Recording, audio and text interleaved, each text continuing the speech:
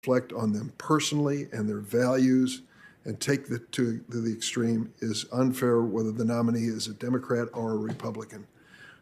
I was so saddened by that, and it happened over and over and over again. And I hope that that is not the lasting impression that people have of the work of this committee. My lasting impression is a judge who sat there through it all, head held high with dignity and determination and strength. A lesser person might have picked up and told her family, "We're leaving. This is beyond a pale." She didn't. And it says an awful lot to me about her character and why the president was correct in choosing her to be the next Supreme Court justice. Before we turn to questions, I want to turn to Senator Grassley for opening remarks. I have no opening remarks. Well, that's new. Yeah, it is.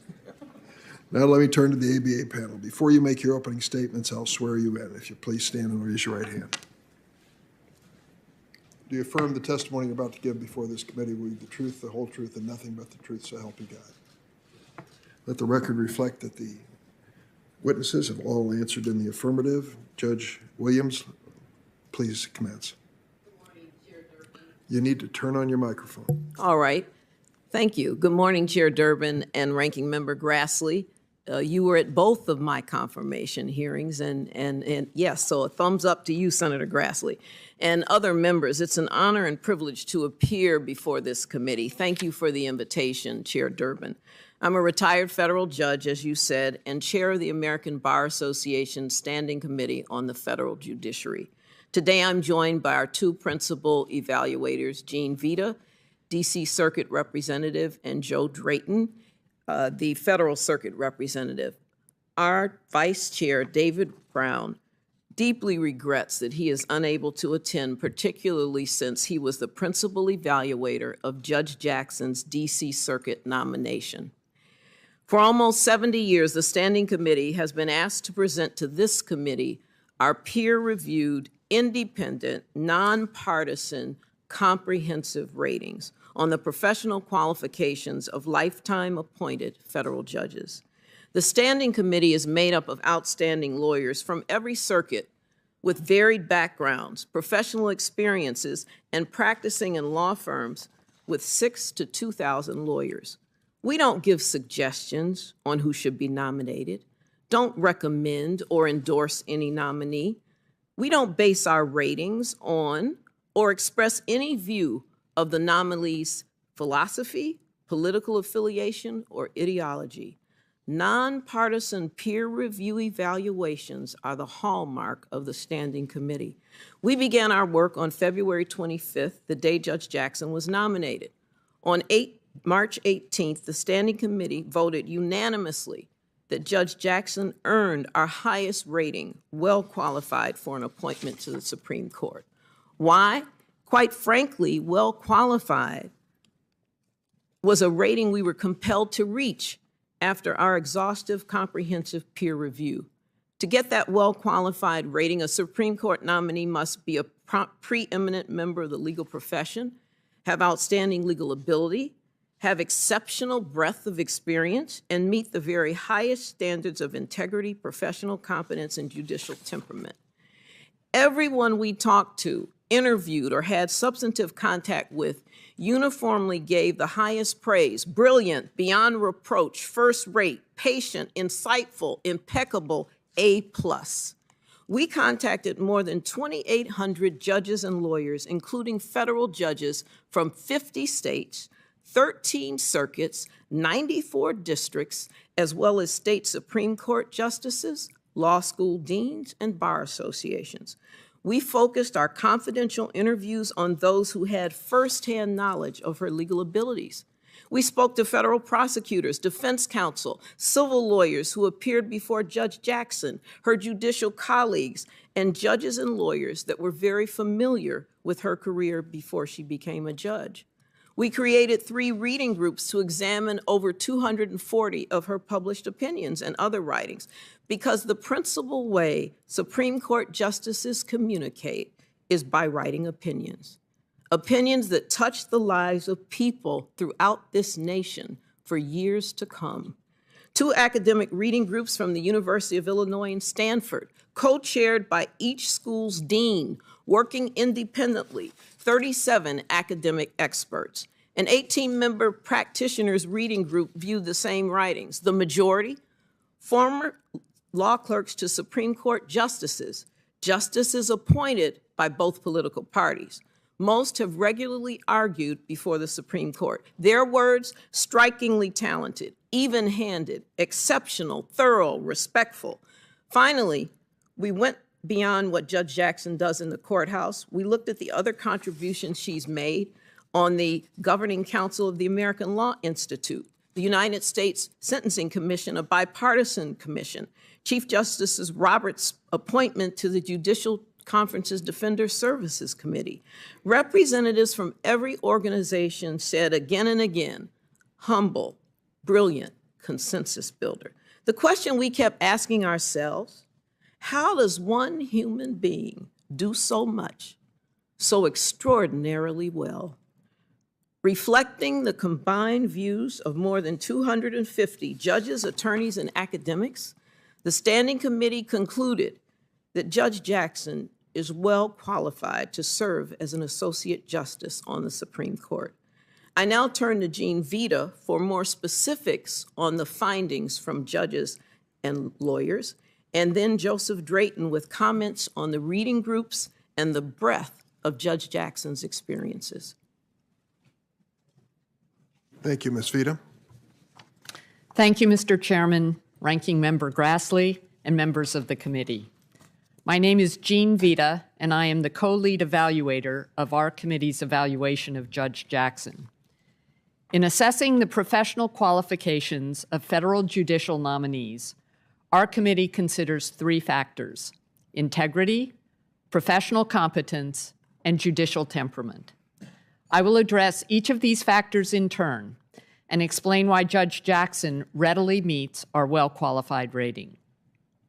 In evaluating integrity, our committee considers the nominee's character and general reputation in the legal community, as well as the nominee's industry and diligence. We surveyed countless lawyers and judges at every level of the federal judiciary, and all regard Judge Jackson as possessing the utmost integrity. Reviewers describe her integrity as beyond reproach, impeccable, and of the highest caliber. As one reviewer put it, you write the word integrity, and then you put her initials next to it. Another reviewer said, Judge Jackson has a well-deserved reputation for the highest level of ethics and integrity. Based on these and many other laudatory comments, the Standing Committee concluded that Judge Jackson plainly possesses the highest integrity deserving of a well-qualified rating. In evaluating a nominee's professional competence, our standards provide that a nominee for the Supreme Court must possess exceptional professional qualifications, including an especially high degree of legal scholarship, strong analytical and writing abilities, and overall excellence. Judge Jackson ably meets this heightened standard. As summarized by one judge, studying her opinions is like a master class in judicial writing. An appellate jurist stated that she, quote, does a fantastic job of making impenetrable issues understandable. And a litigant who lost a case before Judge Jackson stated, I've appeared before Judge Jackson many times, both in the district court and in the DC Circuit. In my opinion, Judge Jackson is one of the very best judges, or for that matter, justices, I have ever argued a case in front of. She is brilliant. Her intellect is simply formidable. And equally important, she possesses all of the other important attributes of a great jurist. She is practical and intuitive, and curious and courteous, and always impeccably well prepared. Given the uniform strength of these and many other comments, the Standing Committee readily concluded that Judge Jackson demonstrates the exceptional professional competence expected of a Supreme Court justice, and thus merits a well-qualified rating. Finally, in evaluating judicial temperament, the Standing Committee considers a nominee's compassion, decisiveness, open-mindedness, freedom from bias, and commitment to equal justice under the law. As part of our evaluation, we considered whether Judge Jackson demonstrated any bias that favored criminal defendants. Notably, no judge, defense counsel, or prosecutor expressed any concern in this regard, and they uniformly rejected any accusations of bias. For example, when asked about the allegation that Judge Jackson is soft on crime, one high-ranking attorney in the U.S. Attorney's Office responded, "I vehemently disagree." Another prosecutor, who has appeared multiple times before Judge Jackson, responded by saying such an allegation, quote, "absolutely was not borne out based on my experience with her." Instead, prosecutors, like the other lawyers we interviewed, praised Judge Jackson as a judge who considers all arguments before coming to a decision. One prosecutor stated that Judge Jackson was generally regarded by his office as, quote, "a good draw," because, as he put it, she is a smart judge without any biases, which is all we're asking for.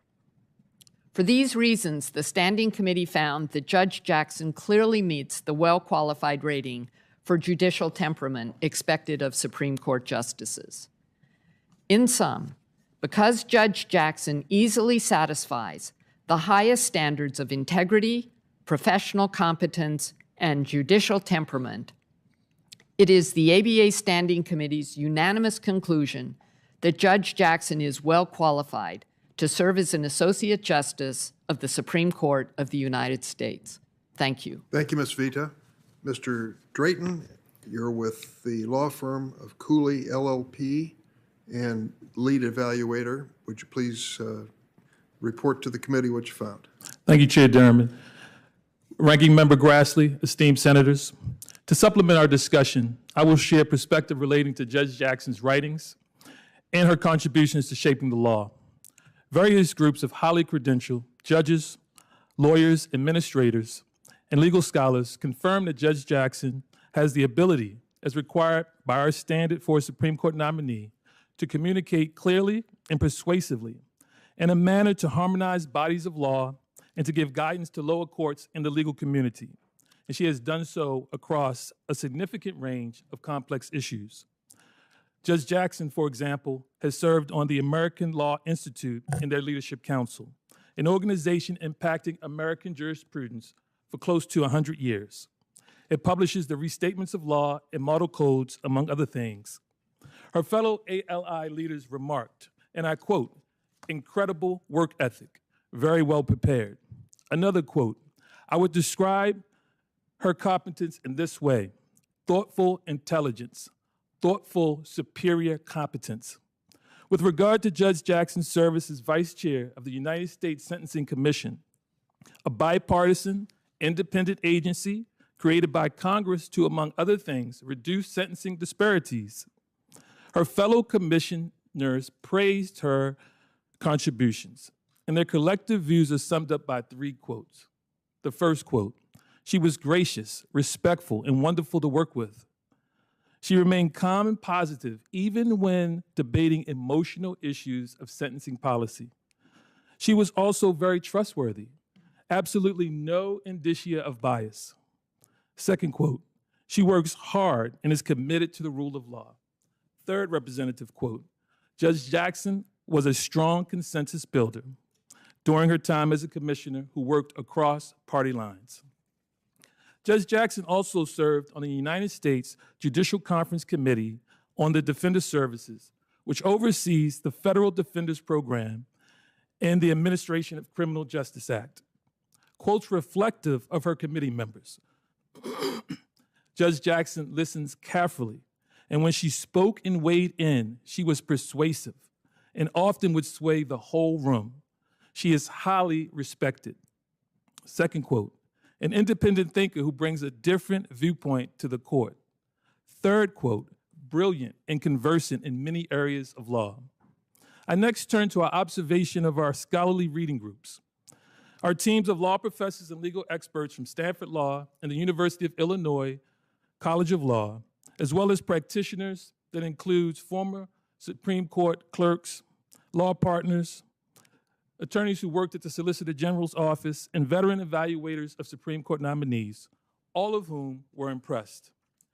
One reviewer, who argues routinely before the High Court, described Judge Jackson's writings in a manner representative of the collective thoughts of all three reading groups. And I quote, "Her opinions consistently reveal a deep commitment to legal process. She identifies and states the relevant legal standards and meticulously applies them to particular records. The hallmark of her opinion is thoroughness. No matter how routine the case, Judge Jackson's opinions precisely and exhaustively describe the applicable standards and doctrinal context, recite in detail the contentions of the parties, and painstakingly explains her applications of those legal standards. Her opinions are also structured. She at all times orients the reader to the guideposts for her decision and her reasons for reaching them. Her opinions show no favoritism or bias," close quote. This type of comment is representative and consistent across all reviewers and provides keen insight into Judge Jackson's approach to adjudicating legal issues. In conclusion, Judge Jackson's leadership in the legal profession, reputation among such leaders, acclamatory remarks from each of these groups, consisting well over 60 of the top legal minds in our country, further supports that Judge Jackson, as a preeminent member of the legal profession, with outstanding legal ability and exceptional breadth of experience, merits the highest rating of the American Bar Association Standing Committee on the Federal Judiciary, the rating of well qualified to serve on the United States Supreme Court. Thank you, Mr. Drayton. I want to also acknowledge, as Judge Williams has, the contributions of the two universities, Stanford and University of Illinois, in this process.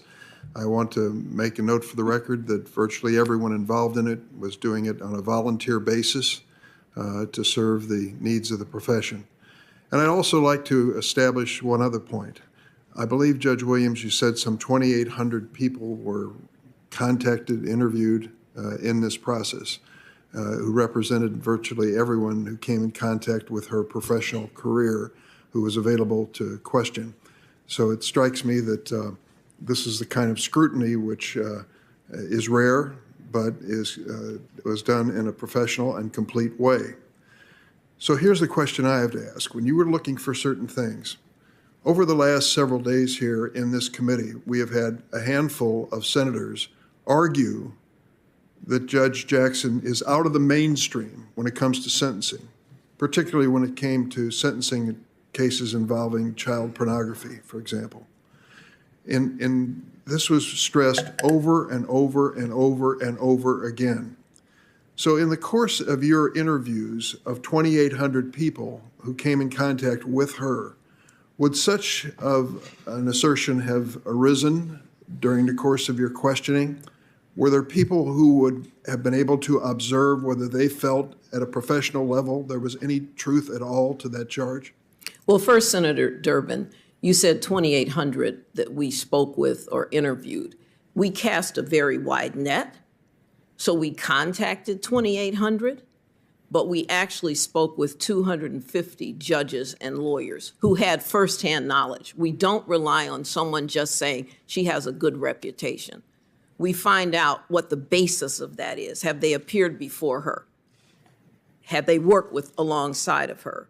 Have they been on a committee with her? And with respect to those issues, I'll turn to Judge Drayton.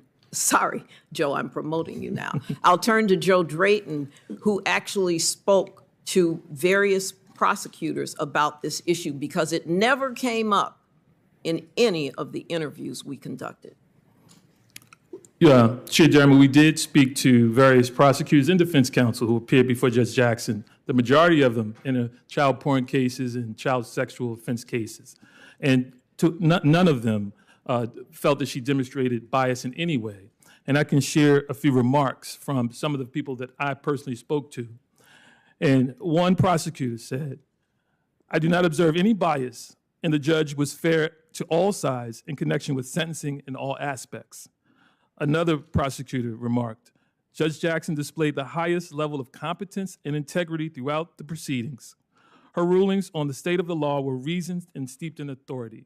And we asked pointed questions as it related to bias, whether to be to defendants whether it be to the government, and we found no bias. So one of the senators on the other side actually tweeted that they felt that her sentencing in these child pornography cases and sexual abuse cases endangered children.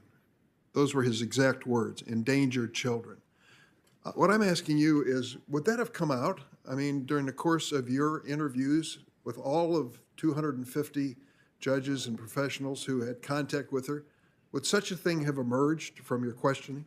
To the extent that a prosecutor or defense counsel who appeared before in those types of cases felt that way, it would have come out in our interviews. We have confidential interview process that allows us to really have transparent communications with the folks that appear before nominees, and we did not find any evidence of that. No evidence of it. No evidence.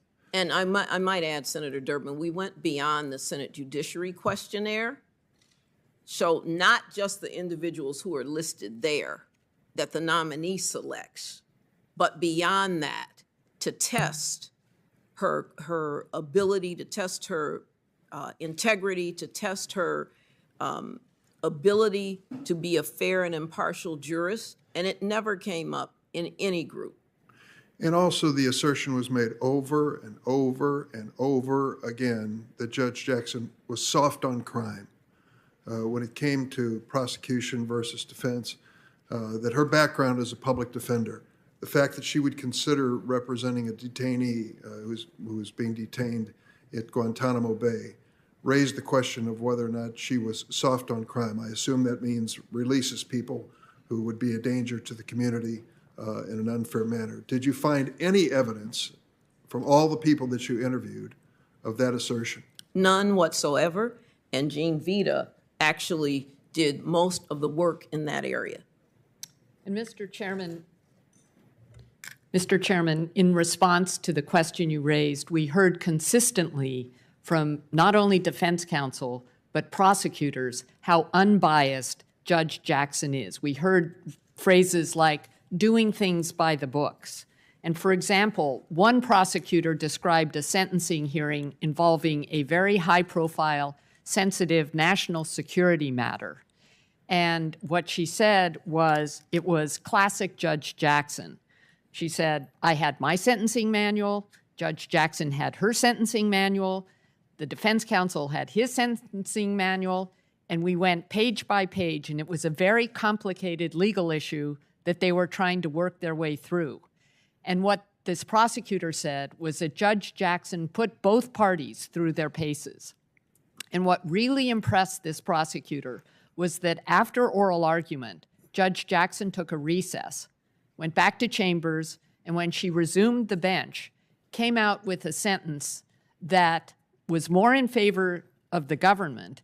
And what more impressed the prosecutor was that the judge's ruling included arguments that had been made both by the defense and the prosecutors during oral arguments. So it's not as if she came into the hearing with her mind made up. She listened to what counsel on both sides said and then came up with a sentence that the prosecution was quite happy with. So from what I gather, and I'm going to turn to Senator Grassley, the facts as well as the observations of 250 professionals belie two of the major criticisms that emerged over the last several days before this committee in terms of the sentencing standards that were being used by Judge Jackson in cases, very sensitive cases, involving the exploitation of children, as well as her general approach against prosecution and defense in criminal cases, led those who were her contemporaries and her peers and worked with her on a professional basis to conclude that she met the highest of the legal standards that one could ask.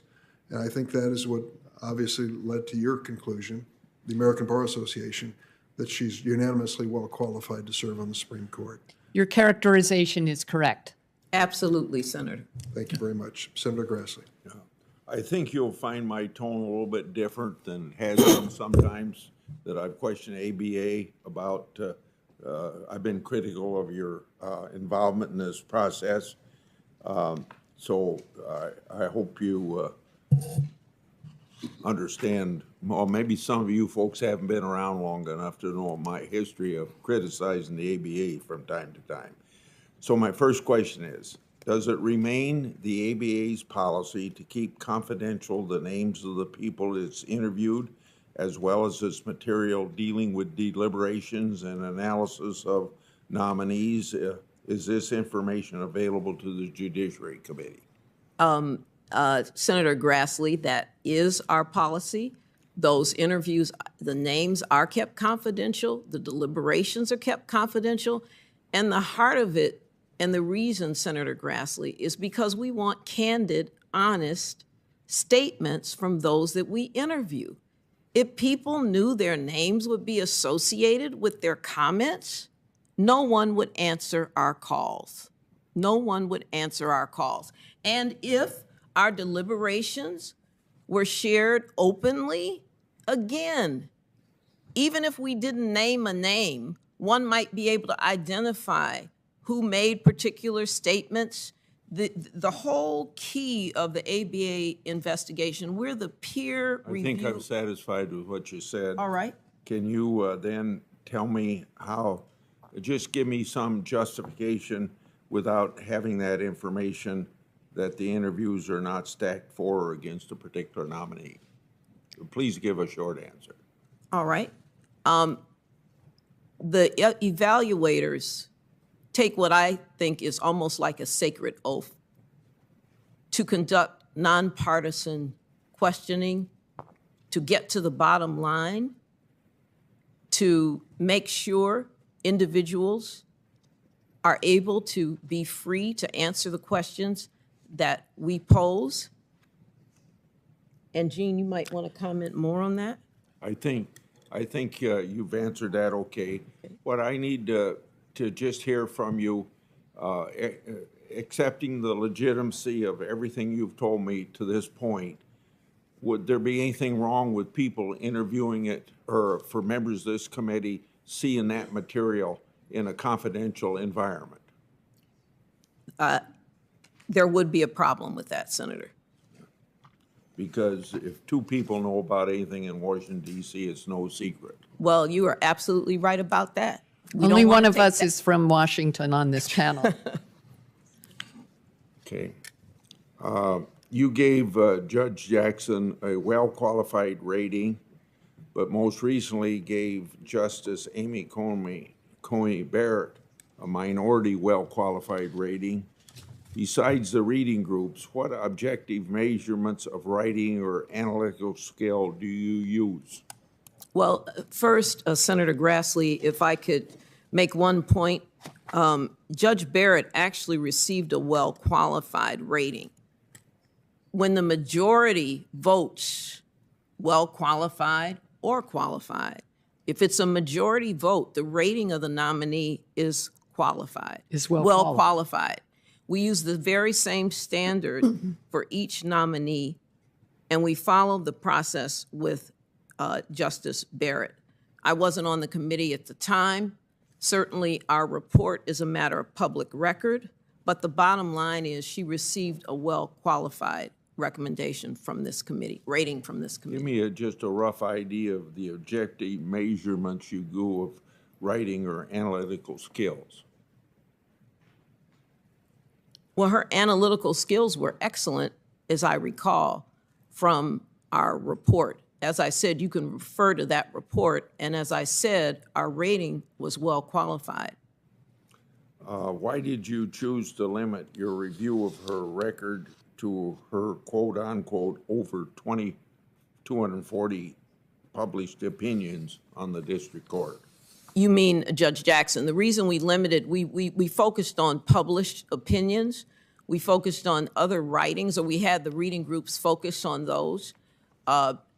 And we did not delve into the other orders. Many of those were very short. Many of those didn't really give sufficient, many of the orders were short. I guess that's the easiest way to say it. And so the published opinions, which people view, we felt were more important to review. We also consulted with our academic committees and our our practitioners group, and they felt that those writings that were published would be most appropriate. Joan, did you have anything? Well, and Senator Grassley, on that point, as you know, published opinions within the legal community are those that are relied on for precedential value more so than unpublished opinions. So it was really those opinions she was putting out there for the legal community. I might have one question I'll submit to you for answer in writing. Thanks, Senator Grassley. Senator Whitehouse? Thanks, Chairman, and welcome to the members of the panel. I don't know any of you, and I don't know your backgrounds very well, so I don't know if any of you have ever been involved in a sentencing proceeding. I have Judge Williams, have you? Yeah, I have many times because I served on the district court for 13 years. Yes. So when a federal sentencing proceeding is going on, the judge involved, you in the case of your own courtroom, gets recommendations as to what sentence should be imposed from several different sources during the sentencing proceeding. Is that correct? That's correct. One of those sources is the U.S. Attorney's Office. Yes. They're the prosecutors. Yes. And do they customarily ask for higher sentences? Well, let me go back. The others who offer recommendations to the court are the defense counsel. Yes. Defense counsel will offer a recommendation on behalf of the defendant, correct? Yes. And the court is also served by the probation department in all of this. And the probation department also makes recommendations regarding the application of guidelines? in a pre-sentence report, Senator. Correct. Of those three, is it customarily the prosecutor's office that makes the highest sentencing recommendation? Not every time, but is that the sort of ordinary course of events in a sentencing? I can't agree with that statement, Senator. You're asking me about cases generally, Yeah. and that was not my experience. It was a mix. Sometimes the probation officer would make a recommendation higher than the prosecution. Sometimes the prosecution's recommendation will certainly, the defense didn't object if it was lower than what the defense recommended. You rarely saw a defense recommendation higher than the prosecution. Exactly. That's exactly what I'm saying. But all of those were taken into account. And then the sentencing guidelines, Senator, are very an instrument that judges use, because the sentencing guidelines, a defendant is identified by their criminal history. So if you have no convictions, you start out as a 1. You look at the crime itself, and there are various factors that add the numbers up. And then you look at the criminal history number, and you look at the offense number, and it gives you a guideline range. And that's what judges take into account, along with what the prosecutor says, the defense counsel says, and probation officer says. Is the recommendation of the United States Attorney's Office the appropriate benchmark by which to measure the judge's sentence? Not in my opinion. I think all of those factors that we identified are critical in the judge making a decision. Yeah. Thank you very much. Senator Cornyn? Thank you, Mr. Chairman. Thank you all for your testimony today, and I know a lot of hard work went into what you've produced here. I want to just ask a question generally about the American Bar Association. I've been a member of the American Bar Association in the past. Frankly, on occasion, I've been troubled by some of the public advocacy of the American Bar Association on behalf of the legal profession that frankly did not represent my views. And I'm just looking here at for example, at the website of the American Bar Association, and under a heading that says, "What's New in Washington?" For example, the ABA president wrote a letter to the Secretary of Homeland Security urging temporary protected status for people who are refugees from Ukraine, for example. That's obviously a matter of great public interest. But some of the areas that that the ABA president has also opined on, for example, opposing certain provisions of Florida legislation, the Florida Senate Bill 1843 and House Bill 1557, which concerns parental rights in education. Obviously, that's another matter of tremendous public interest and discussion in the press and elsewhere. And then finally, I'll mention, because there's a whole long list, and but I'm trying to give you some specifics that hopefully frame my question. There is also a position where the ABA is asking for migrants who come across the southwestern border and claim asylum to provide them lawyers. And as you know, there's been 2 million, roughly, border encounters in this last year alone. Obviously, whether or not taxpayers should be required to provide lawyers for people who are not citizens of the United States and who are claiming asylum is a controversial matter. So I'd like to know, how should people understand ABA's role when it comes to speaking to these matters? Are you a public advocacy association? And if so, people should be able to understand that maybe some of the opinions you render in terms of judicial qualification should be understood in a larger context. But I'd appreciate if you'd take a stab at answering my maybe not great, well-formed question, but I think you get the drift. Oh, I definitely get the drift. And Senator, I think it's really important for me to make clear the only action that the ABA takes with respect to the Standing Committee is appointing the members of the committee. We stand alone. The only function that we have is peer review evaluation. So we do not stand for the American Bar Association in the sense that you made all the different positions you outlined, and that's purposeful. It's purposeful that we do our work in rating nominees and don't have anything to do with the policies of the American Bar Association. Both Jean and Joe have served on the committee longer and might want to comment on that as well. Certainly. Yes, Senator. As Judge Williams said, we are separate and apart from the ABA. So I understand the questions you're raising about ABA policies and would invite you to ask those of the president of the ABA, because as Judge Williams said, our committee has nothing to do with those policies. Well, you're here representing the ABA, correct? No, sir, we're here representing not? the Standing Committee of the Federal Judiciary of the American Bar Association. Right. But that's part of the ABA, right?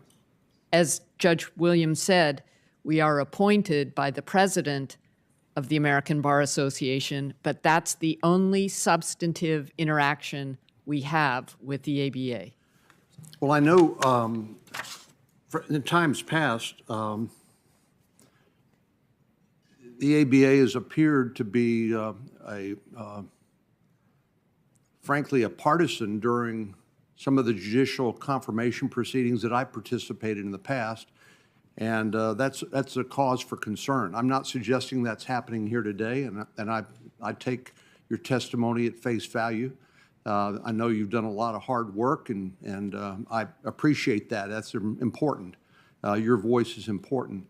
But I think one of the things that Senator Grassley perhaps alluded to in the past, some Supreme Court nomination proceedings, it's appeared that the American Bar Association has taken sides, so to speak, in controversial nominations. And I'm not suggesting that that's the case today, but I'm just saying that that causes concern about whether we should take the testimony of the Standing Committee at face value or whether you're a combatant in the political battles that rage here in Washington sometimes over judicial nominations. Senator, just let me say there's been no communication of our committee with the ABA about any of our work. It is designed so that we can do it separately.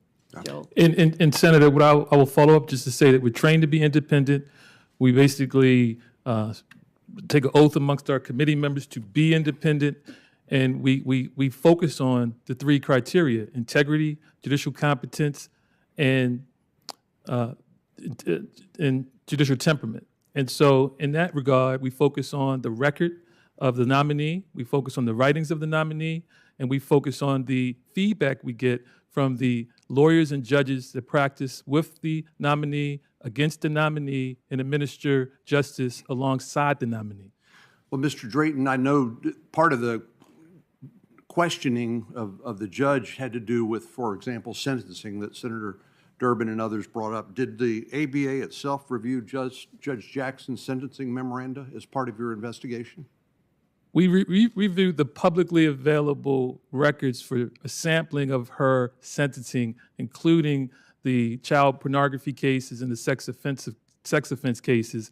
And we looked at the recommendations of the prosecutors. We looked at the recommendations of the defense. We looked at whether she did, in fact, in some cases, look at sentencing statistics of other judges.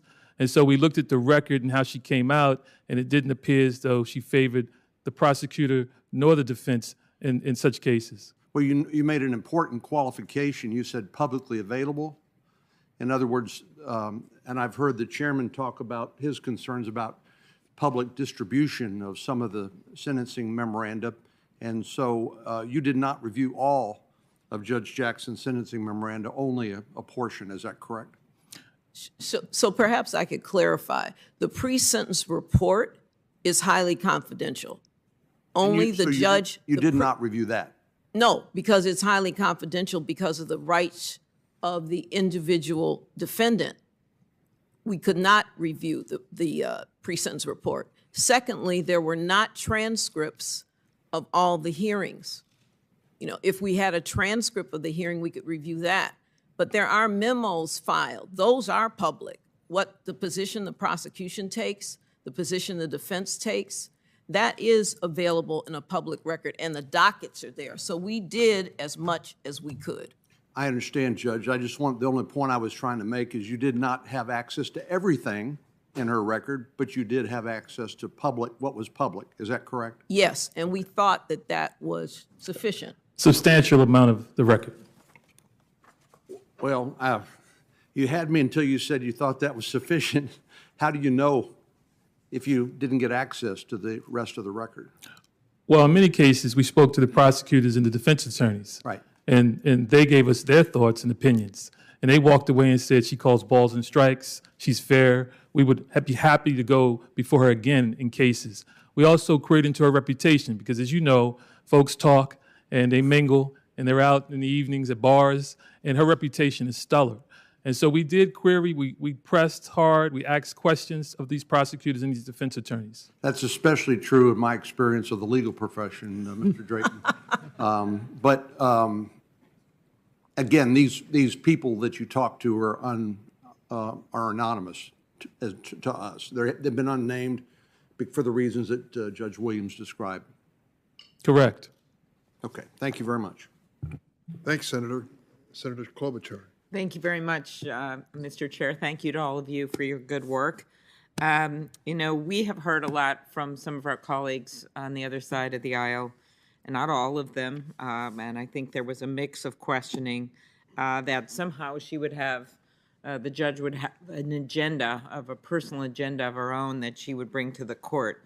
And after hours of listening to her answer questions, I think it is pretty clear to me and to anyone that watched the hearing that just isn't true. You did a careful review of her background and her record, and I assume you were able to watch some of the hearing. I don't think you were like sequestered during the hearing. Is there anything in her record or in the answers she gave before the committee that make you believe that she will be anything but an impartial, even-handed justice? There was, well, number one, Senator, we were not glued to the hearings. We were preparing for our testimony. Okay. Okay, very so good. I can't attest to or speak to everything, but certainly there is nothing that's come to our attention to change our well-qualified rating. Very good.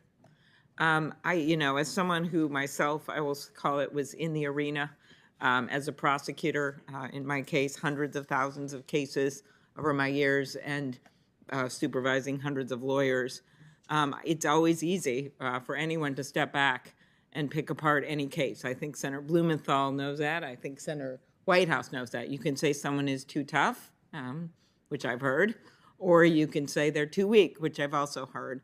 But I think your review and actually talking to the people who work with her and appeared before her is really quite important. And I know this is the same kind of review you have done for other justices, regardless of the political party of the president. Is that right? Correct. Correct. One of the things that I brought up with her yesterday, and this, whatever that discussion you wouldn't have had to see, was that of her over 500 opinions, I think nearly 600 opinions, she only had a 3% reversal rate. And in one case that she and I discussed involving Guam, she actually wrote an opinion. The D.C. Circuit reversed her, but then the U.S. Supreme Court reversed the D.C. Circuit and sided with her unanimously, and Clarence Thomas wrote the opinion. I just think it's an interesting twist on if people have an agenda, and also about a judge that is calling things as they are. And just in general, when it comes to reversal rates, is that something you look at? Would you be alarmed if she had a very high reversal rate as opposed to what we see here? Well, we certainly look at reversal rates, and I think Mr. Drayton can comment on the reaction of our reading groups who looked at specifically those cases as well and what their conclusions were. Well, first, Senator, the conclusions were that in the cases in which she was reversed, she was analyzing unquestioned legal questions, unsettled legal questions, and thus they were questions of first impression. When they looked at her analysis in those cases, they found her analysis to be reasonable. And so they felt that she had the difficult questions of jurisdiction and statutory interpretation. And so they felt that her record was excellent, given the fact that only less than 2% of her cases were reversed. Very good. All right. Well, I want to just thank you for your good work. I read some of the comments, which I'm sure are in the record of some of the people that you interviewed, but I guess I'd end with that. She's one of the brightest legal minds in the country. We have a lot of smart people, but she is brilliant. Studying her opinions, this was my favorite, is like a master class in judicial writing. And then finally, I think, which is very important after our hearing yesterday, Judge Jackson has the perfect temperament for a judge. And with that, I will close. Thank you. Senator Blumenthal. Thank you, Mr. Chairman. I don't think anybody has ever said about us that we have the perfect temperament for a senator.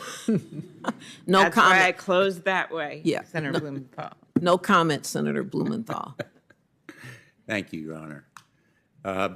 I want to, first of all, thank you for the hours and hours and hours and the energy that you have put into this work and that the ABA does on its recommendations. I know how thoughtfully and carefully you review somebody's record, but also to kind of sift through the different opinions that you encounter. Having been in the arena, as Senator Klobuchar says, it's an arena, it's an adversarial process. People go at each other in the courtroom and in litigation, and that can leave scars and animosities that sometimes are elicited when you do this kind of report. So what I find amazing here is that nobody has a bad thing to say about Judge Jackson. Nobody says, you know, she was mean to me or she was disrespectful. Is that impression correct? That impression is definitely correct. And to put a little color on it, when we talk about prosecutors, Senator, and we talk about defense counsel, you know, many defense counsel are former prosecutors. When we talk about liberals and conservatives, they're defense counsel that are liberal and conservatives. And so when we speak to these attorneys, they have different perspectives. And it is surprising that unanimously the bar appreciates Judge Jackson, sees that she has high competency, integrity, and temperament.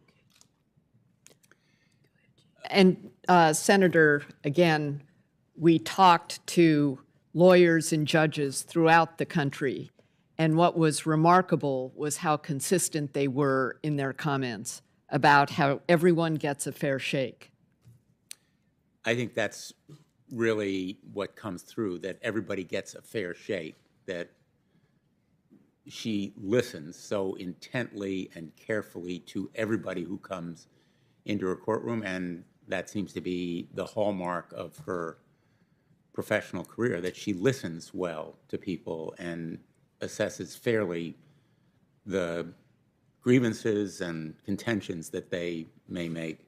Let me ask you about this thing called judicial philosophy. I don't think if I were to ask most judges, they would know how to answer the question of what's your judicial philosophy. You don't ask people to evaluate her judicial philosophy, do you? I mean, that seems kind of so amorphous an issue you wouldn't be able to evaluate. Is that correct? That's correct. And for two reasons. Number one, in terms of what is a judicial philosophy, and then number two, how would we measure it? Instead, we focus on criteria that people do understand, and that is, does the nominee have the requisite integrity, professional competence, and judicial temperament? And just a couple of last questions. If you were given more time to do this assessment, it strikes me you've done it very, very thoroughly and carefully. You feel you've been given enough time and you've had access to enough information and records. There's no question in your mind that there's something missing here that you would have wanted to see. There is no question in my mind that there's a subject that we missed. I feel very comfortable with the review we did. It was comprehensive. It was nonpartisan. It reached out to people and asked probing questions on the particular topics that we knew there had been allegations about, and none of them panned out. And instead, we got a consistent response that she met the criteria that more than satisfies our rating of well qualified. I agree completely, Senator. And just to give you an idea, when the president mentioned that when Justice Breyer stepped down, our committee immediately went into action. We already had all the email addresses of all the judges, federal judges throughout the country. We were ready to just hit the button as soon as we knew who the nominee was. And so in my mind, there was nothing more we could have done. And we're absolutely convinced we've covered it. We cast a wide net for that very purpose. And we have circuit representatives that know the judges and lawyers and bar associations and law deans in their area. So the circuit representatives are comfortable, and those in their circuits are comfortable with them. And we're very confident we covered the landscape. I agree as well, Senator. I really appreciate your candor and the completeness of the work you've done. Thank you very much. Senator Ossoff? Thank you, Mr. Chairman, Ranking Member Grassley. Thank you all for your testimony today and for your work. I take very seriously my constitutional obligations and responsibilities with respect to advice and consent on behalf of my constituents in Georgia, and want to just engage you and interrogate the work that you've done and the conclusions that you've drawn. First of all, you are here under oath, correct? We are. Yes. Yes. And you conducted a robust review of the nominee's professional record, correct? Yes. Correct. You interviewed colleagues, you interviewed counsel who had argued cases before her, correct? Yes. Correct. You convened reading groups who undertook a comprehensive review of her published decisions. Is that correct? Yes. did. Please, Judge Williams, what were your conclusions with respect to the nominee's reputation for integrity? Outstanding, excellent, superior, superb. Those were the comments of virtually everyone we interviewed. And Judge, that is substantial praise. I want to just clarify, you're not here in an advocacy role or a partisan role, correct? No, we're not. We are doing peer review, which means we get all the information. That's our job, to get the information and then to relay that information to the Senate Judiciary Committee as it applies to the standards that we use to measure a nominee. As the organization has undertaken such reviews of past nominees nominated by presidents of both parties, correct? Correct. Ms. Veda, if I might, what were your conclusions regarding Judge Jackson's professional competence based on this review? My conclusions are that she has the highest degree of professional competence and is admired by both the bench and bar as a result of her keen intellect, her strong analytical skills, and the clarity and sophistication in her writing. Thank you. Mr. Drayton, you also undertook, as part of this review, an analysis based on these interviews, based on the review of the nominee's record, an assessment of her overall professional competence and qualifications, correct? Correct. And what were your conclusions? She's of the highest stature when it comes to professional competence. Thank you, Mr. Drayton. What were the conclusions of the reading groups, Judge Williams, that were convened to assess her decisional history? I'll let Mr. Drayton. Thank you, Mr. Drayton, please. Focus on that, but it was of the highest caliber. Correct. The reading groups found that her writing was impressive. She was meticulous. She considered all arguments. She made a roadmap of her arguments that the layperson could understand. They looked at her reversals, and they found that she was reasonable. They found that she took sound legal positions in novel areas of law. They also looked at how she also had her record supported by the Supreme Court in one of her reversals. And so the reading group, who are top legal minds in the United States, felt that she was a phenomenal writer, and they thought that she was well qualified, in their opinions, based on her writings, to be a part of the United States Supreme Court. Thank you, Mr. Drayton. And my final question, if we might just move down the bench, beginning with you, Ms. Veda, please. Did your organization encounter in the course of this review any derogatory information, any testimony that raised any serious questions about the nominee's integrity, qualifications, or impartiality? We did not. Absolutely nothing. Not a thing. Thank you. Thank you, Mr. Chairman. Mr. Chairman. Thanks, Senator Ossoff. I'm going to recognize Senator Whitehouse for the few remaining moments of his time, and we're going to try to establish whether Senator Blackburn is available after him. If she could reach out to us and let us know, she may be contacting us virtually. Senator Whitehouse? Thank you. I believe I had a few minutes left, and if no other senator is seeking recognition, I'd like to ask Judge Williams. Judge Williams, are you familiar with the phrase asked and answered? I am.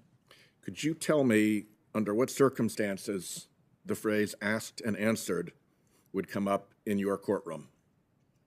When a witness is asked a question and then continues to be asked the same question, there would be an objection by opposing counsel. And what is the And role? that objection would be sustained. So the role of the judge in that is to do what? The role of the judge is to monitor the trial, to monitor to make sure the evidence that's coming in is properly admitted, to make sure when I say administer it, something like that, asked and answered, if we allowed counsel to just continue to ask the same questions over and over again, we'd never conclude the trial. So judges manage trials, and that's a critical role of a judge. Thank you, Your Honor. Thanks, Senator Whitehouse, and I want to thank the panel. Senator Blackburn's informed us she's not going to be participating in this panel. And so we want to thank you for your service to the ABA, your testimony, your dedication to helping the American people better understand the qualifications and integrity of judicial nominees, including Judge Jackson. Thank you for joining us this morning. Mr. Chairman, if I could just say in response to Senator Whitehouse, we could only dream that our proceedings here in the legislative branch were as efficient, as orderly, and relied upon non-hearsay information like you did in your courtroom, Judge. So thank you very much. Well, maybe, Senator, you need a judge here in the chamber. We have one. We have recovering judges here. A retired Supreme Court justice. Thank you very much for joining us. Thank you. Thank you. We're going to turn to our final panel, 10 outside witnesses, and we have to do a little bit of logistical work to be prepared for them. Now, these 10 witnesses are 5 called by the majority, 5 by the minority. And when they arrive, we're going to call on them alphabetically, alternating between majority and minority. I'm going to go through the list of witnesses. It appears that I'm going to, well, first I'll start with the majority witnesses. Representative Joyce Beatty, Ohio's 3rd Congressional District, serves as chair of the Congressional Black Caucus. Great to see you, Congresswoman. Risa Goluboff, forgive me if I didn't pronounce it quite right, Dean of the University of Virginia School of Law. Wade Henderson, President, CEO of the Leadership Conference on Civil and Human Rights. Richard Rosenthal, a childhood friend of Judge Jackson. Captain Frederick Thomas, National President of the National Organization of Black Law Enforcement Executives, also known as NOBLE. Minority witnesses include Attorney General Steve Marshall of Alabama. I hope he's here. Professor Jennifer Mascott of George Mason University's Antonin Scalia Law School. Eleanor McCullen, petitioner in the case of McCullen versus Coakley. Keisha Russell, a counsel at First Liberty. And Alessandro Serrano from Operation Underground Railroad.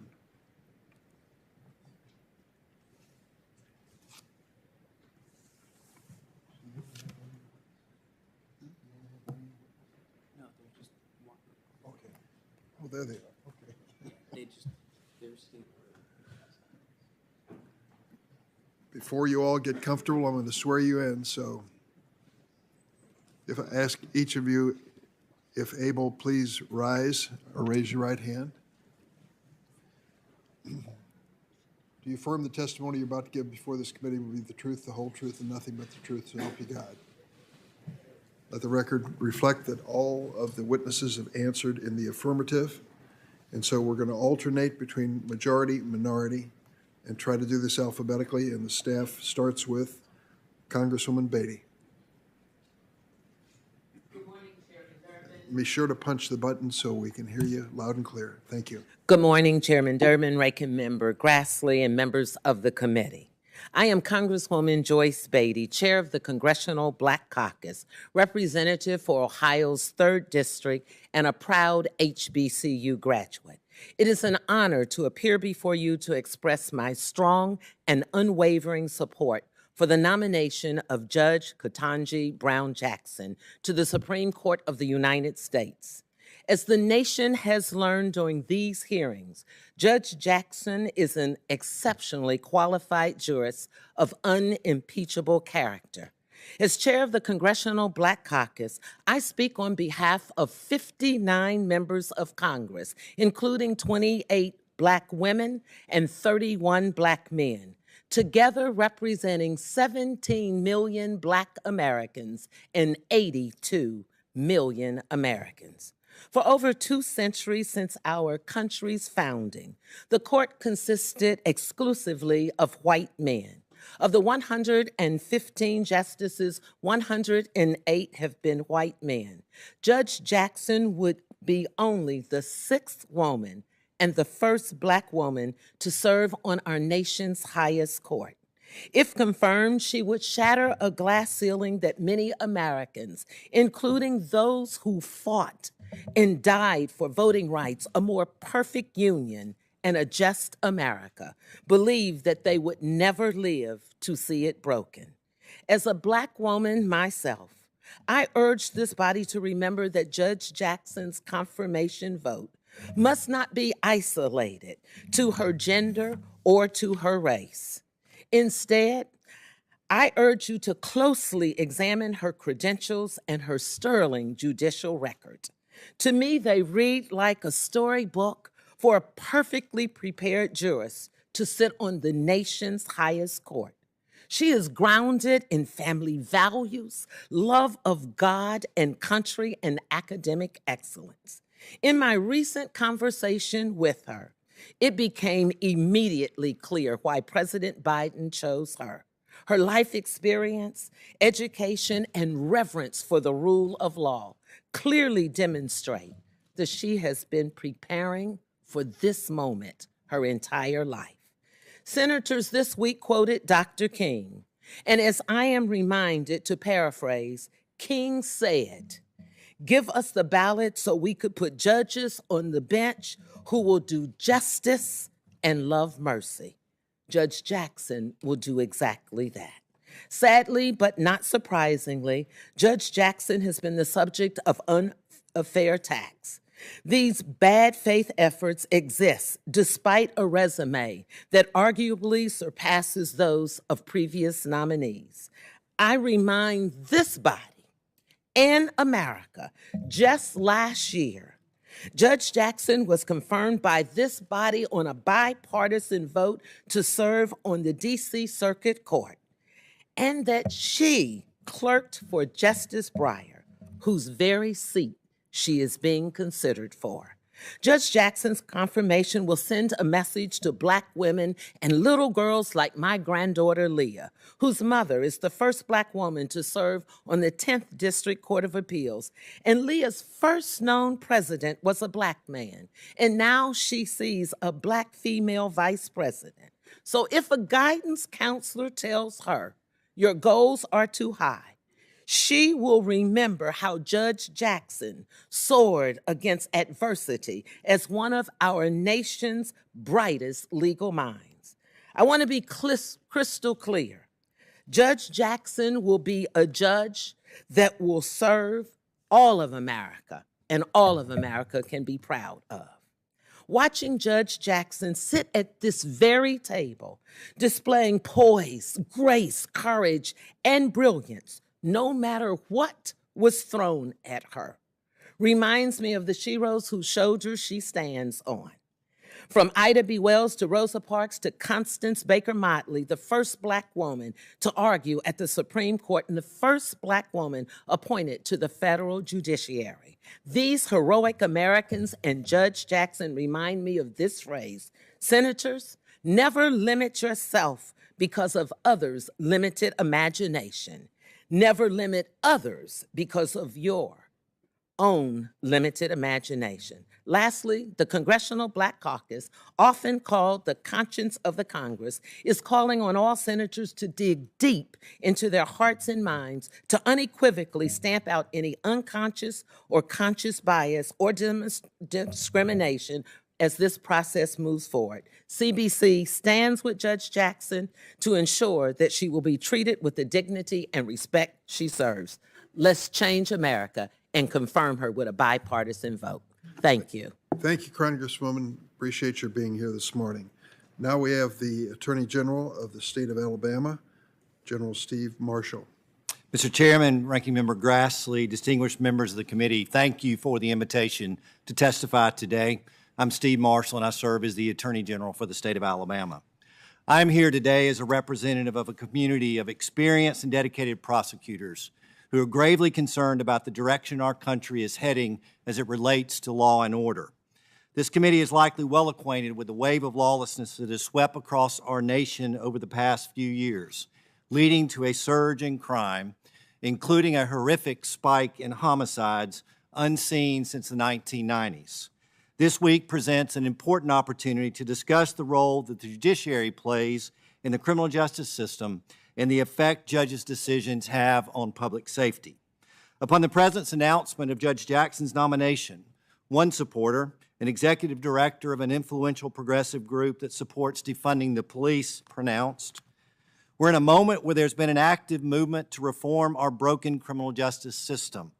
This appointment signals the administration's commitment to pursuing criminal justice reform at the highest level.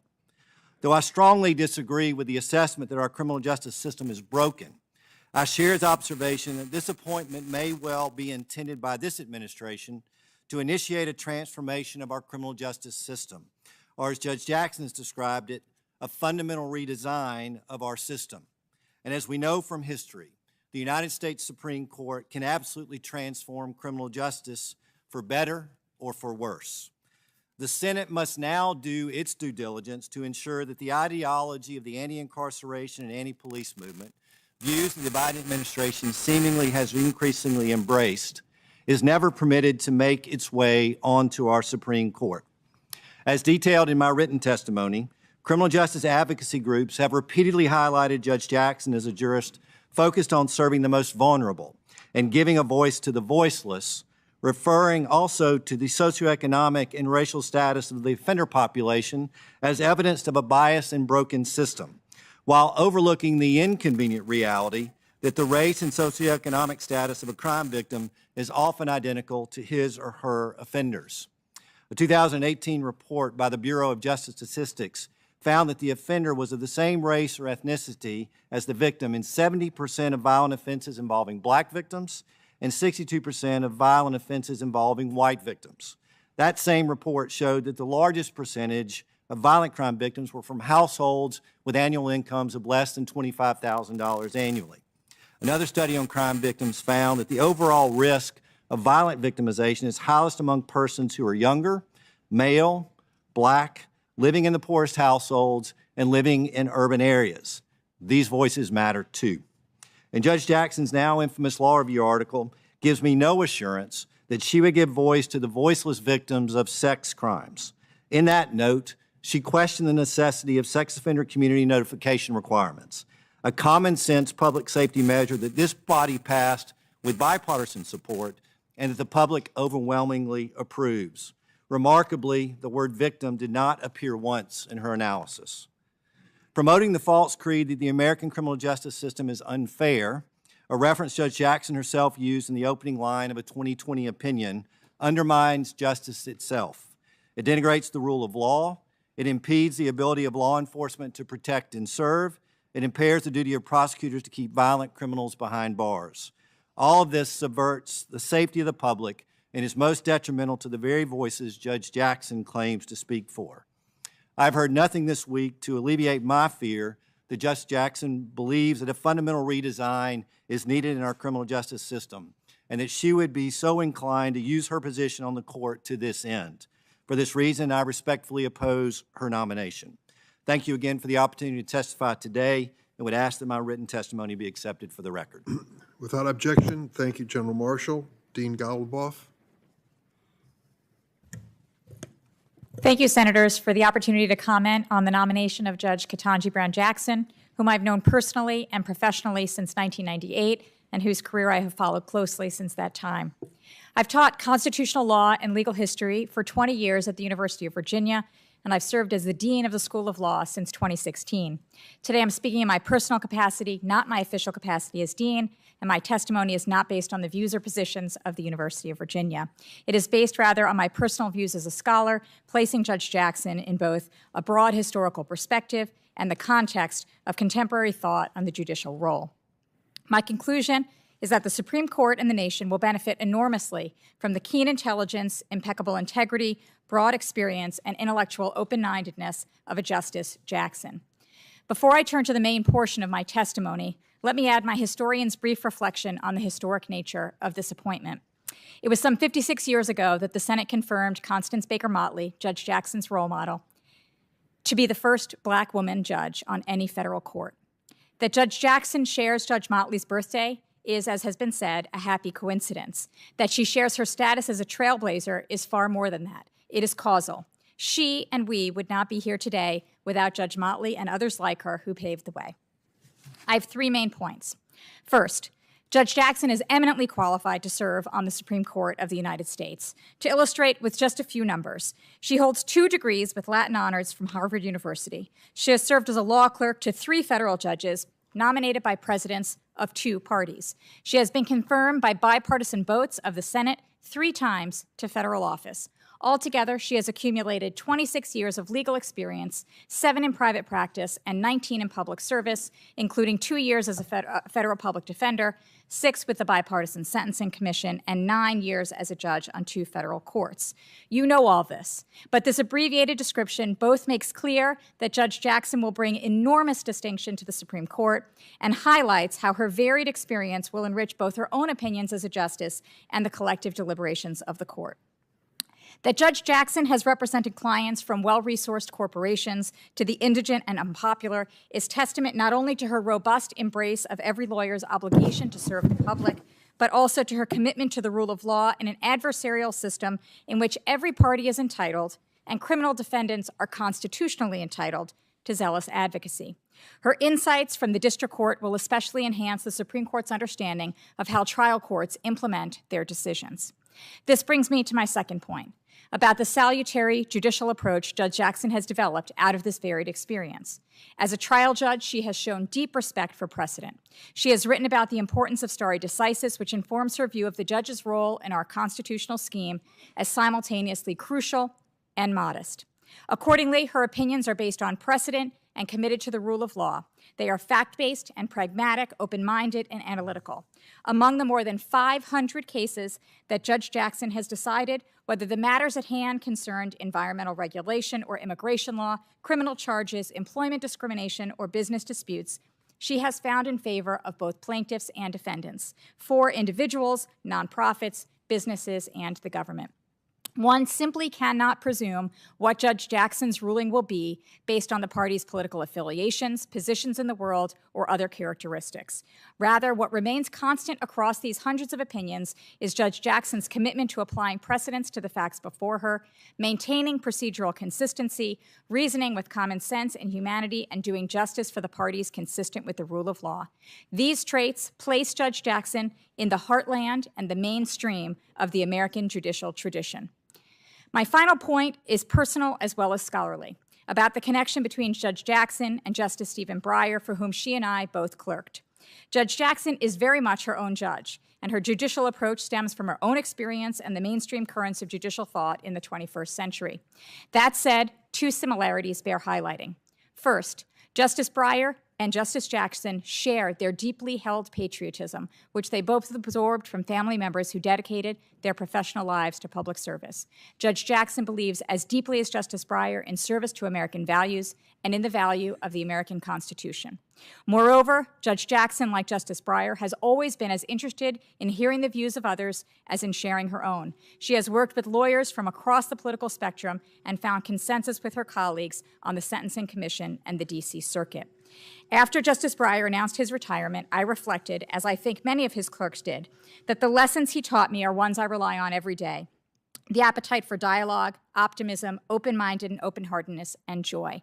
I hoped then that they would remain with the court and the nation long after his retirement. If you confirm Judge Jackson, as I urge you to do, those virtues, both personal and judicial, will indeed remain with the court, much to the benefit of us all. Thank you. Thanks, Dean Goluboff. The next person to testify is Professor Mascott, Jennifer Mascott of George Mason University, Anton Scalia Law School. Professor? Chairman Durbin, Ranking Member Grassley, and members of the committee, thank you for the opportunity to testify today. It's an honor to appear before this committee to discuss this nomination. As the hearings have so far demonstrated, Judge Jackson has a wealth of experience and is very well respected. I'm grateful for the opportunity to participate in this body's serious and substantial consideration of a nomination to serve on the nation's highest court. My testimony will focus on the constitutional doctrines applicable to the role of the court within our constitutional system and on judicial philosophy. As its preamble states, the Constitution was ordained by the people to establish justice and form a more perfect union, and the nomination process under consideration today in many ways demonstrates the success of that effort. The Constitution's text and structure include two critical framework protections for liberty: federalism, the division of power between states and the federal government with significant freedom retained by the people and their critical institutions like the family and religious bodies, and the horizontal separation of federal power across three distinct branches. The federalist structure is perhaps the primary protection of the two in that it lays the foundational threshold groundwork for the enumerated limited nature of the powers that any branch of the federal government may exercise. The Constitution does not empower the federal government to enact just any law in any form. Rather, Article I sets forth limited enumerated powers vesting only those legislative powers herein granted in that article to the policymaking body of the U.S. Congress. The constitutional structure also intentionally makes federal action difficult and cumbersome, serving as a brake on the federal government's ability to regulate people even within its enumerated areas of authority. One's interpretation of the proper role of these structural safeguards is a critical component of one's understanding of the role of each of the three federal branches and is critical to shaping judicial philosophy. The component of federal power, of course, front and center today is the vesting of judicial power. That authority under Article III extends only to the power to resolve cases arising under the Constitution, federal laws and treaties under them, and certain categories of controversies. As the discussion during this hearing demonstrates, that power constrains a judge to application of the text and rule of law, not shifting policy preferences, cultural norms, or extensions emanating from governing text. The Article III limited authorization to resolve concrete cases and disputes ensures that the Article III judge is not charged with general responsibility to decide questions of national policy or the power to offer advisory opinions on legal questions. And particularly when deciding cases arising under federal laws and the Constitution, the Article III judge must faithfully interpret and apply the text. And the limited power to decide cases and controversies also suggests caution in the imposition of remedies.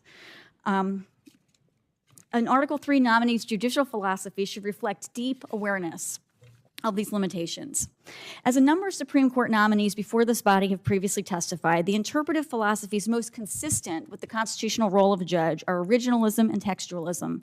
Those methodologies, generally understood, essentially seek to identify the ordinary meaning of the relevant legal text at the time that it became governing law. Originalism is applied through the identification of original public meaning at the time of ratification is consistent with constitutional provisions such as Article 7, providing that the Constitution will become governing law as of its ratification by the conventions of 9 states. Judges must take a constitutionally required oath to be bound by this Constitution and the laws of the United States made in pursuance thereof, and it's the text of those laws that have supreme effect. Finally, the Constitution provides for a finely grained amendment process with substantially challenging procedural hurdles. This process cannot be overcome by jurists developing sense of cultural norms apart from constitutional text. Original public meaning's commitment to identifying the meaning of constitutional or amendment text at the time it's given effect is consistent with these principles, and the statutory interpretive methodology of textualism similarly maintains consistency with these constraints. Just as Article 7 procedures give authority to the constitutional text, Article 1, Section 7 procedures indicate that statutes have governing effect once they're enacted by Congress and the President. Therefore, the text of those enacted laws, the publicly understood text is at the time of its enactment, governs the proper interpretation of these laws.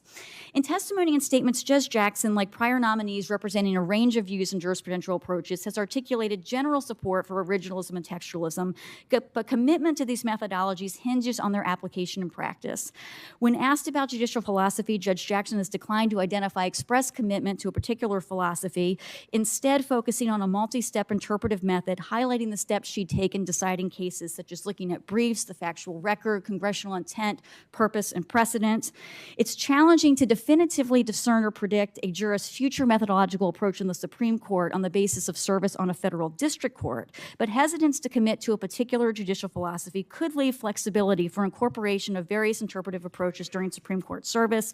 And Judge Jackson's explanation of her interpretive methodology during the hearing suggests perhaps more reliance on legislative history and extra-textual sources and purpose than that used by textually committed jurists like the late Justice Scalia, Justice Thomas, and more recent nominees like Justices Barrett, Kavanaugh, and Gorsuch. In addition, some of Justice Jackson or Judge Jackson's prior body of work suggests that she also may have a different view than a traditionally applied methods of originalism. In the recent decision involving a conflict between the Congress and the executive branch, Judge Jackson inferred an implied cause of action from the Constitution, a determination that was later reversed by the D.C. Circuit, finding that inference of an applied cause of action outside the judicial role. This body is appropriately weighing constitutional principles, the role of the Senate and the federal judiciary, and interpretive philosophy in its consideration of nominees. The interpretation of law consistent with originalism and textualism as traditionally applied is important to maintain limits on governmental power and to preserve liberty. Thank you very much for the opportunity. Thank you, Professor Mascott. Next is Wade Henderson, President and CEO of the Leadership Conference on Civil and Human Rights. Welcome back. Thank you. Chairman Durbin, Ranking Member Grassley, and members of the committee. I'm Wade Henderson, Interim President and CEO of the Leadership Conference on Civil and Human Rights, a national coalition of more than 230 organizations dedicated to building an America as good as its ideals. Thank you for inviting me to share our coalition's strong support for the confirmation of Judge Ketanji Brown Jackson as an Associate Justice of the U.S. Supreme Court. By any standard, she is an exceptionally qualified nominee. When confirmed, Judge Jackson will make history as the first Black woman to serve on the Supreme Court, and it will happen 55 years after civil rights lawyer Thurgood Marshall was confirmed as the nation's first Black Supreme Court justice. We have waited far too long for this day, but we are nonetheless overjoyed that it has finally arrived. Judge Jackson's presence on the court will matter tremendously. We know that a more racially diverse court includes the perspectives of communities who have been traditionally excluded from seats of power, and that judges from different demographic and legal backgrounds infuse more viewpoints into their deliberations. Importantly, a diverse court helps communities trust that judicial decisions are not biased in favor of a select few. As you've heard this week, Judge Jackson will also be the first former public defender on the court and the first justice with any significant criminal defense experience since Justice Marshall. This is vital. Public defenders play a critical role in our criminal legal system, protecting the constitutional rights of people who cannot afford lawyers, but they remain vastly underrepresented on the federal bench. Institutions that we entrust to safeguard our democracy, including the Supreme Court, must work for everyone. It is imperative for the federal judiciary to be made up of fair-minded judges and justices who are committed to civil and human rights of all and who reflect diverse experiences. Our communities depend on the federal courts to administer justice and, importantly, to recognize injustice from the perspective of many. Judge Jackson, who has a commitment to defending the constitutional rights of all, is exactly who we need on the Supreme Court. As a district court and circuit court judge, Judge Jackson has demonstrated her even-handed approach to the law. Her record is immense, and while we may not always agree with her decisions, her commitment to follow the law and the measured ways in which she has approached the law has been remarkable. Judge Jackson's impressive record on and off the bench demonstrates that she is a fair-minded arbiter of justice, and it is why the civil and human rights community has so strongly endorsed her. Last week, the Leadership Conference sent a letter to senators signed by nearly 200 national organizations calling for her confirmation. We know that her distinguished legal career, her collegiality to all she encounters, her remarkable judicial temperament, and her demonstrated commitment to equal justice make her the perfect choice. 57 years ago tomorrow, Dr. King and thousands of foot soldiers arrived in Montgomery, Alabama, after marching from Selma in their quest for voting rights. Decades later, this historic moment represents yet another step on our nation's long march toward a more inclusive democracy. As Dr. King said that day, the arc of the moral universe is long, but it bends toward justice. Today, we must all recognize that Judge Jackson's confirmation to the Supreme Court will bend that arc a little more. All of us who are impacted by the decisions of the court can be confident that Justice Jackson will continue to do her part to keep the sacred promise of our courts and our country. Thank you, and I'm happy to answer any questions. Thank you, Mr. Henderson. And the order is a little different here, I'm told. The next witness is Mrs. Eleanor McCullen. Mrs. McCullen? Thank you. Mr. Chairman, Ranking Member Grassley, and members of this wonderful committee. My name is Eleanor McCullen, and I am honored to be with you today as you consider the nomination of Judge Jackson to the Supreme Court. I also would like to say I am grateful for all of your service to our country. I have dedicated my life in service to empowering women as a sidewalk counselor.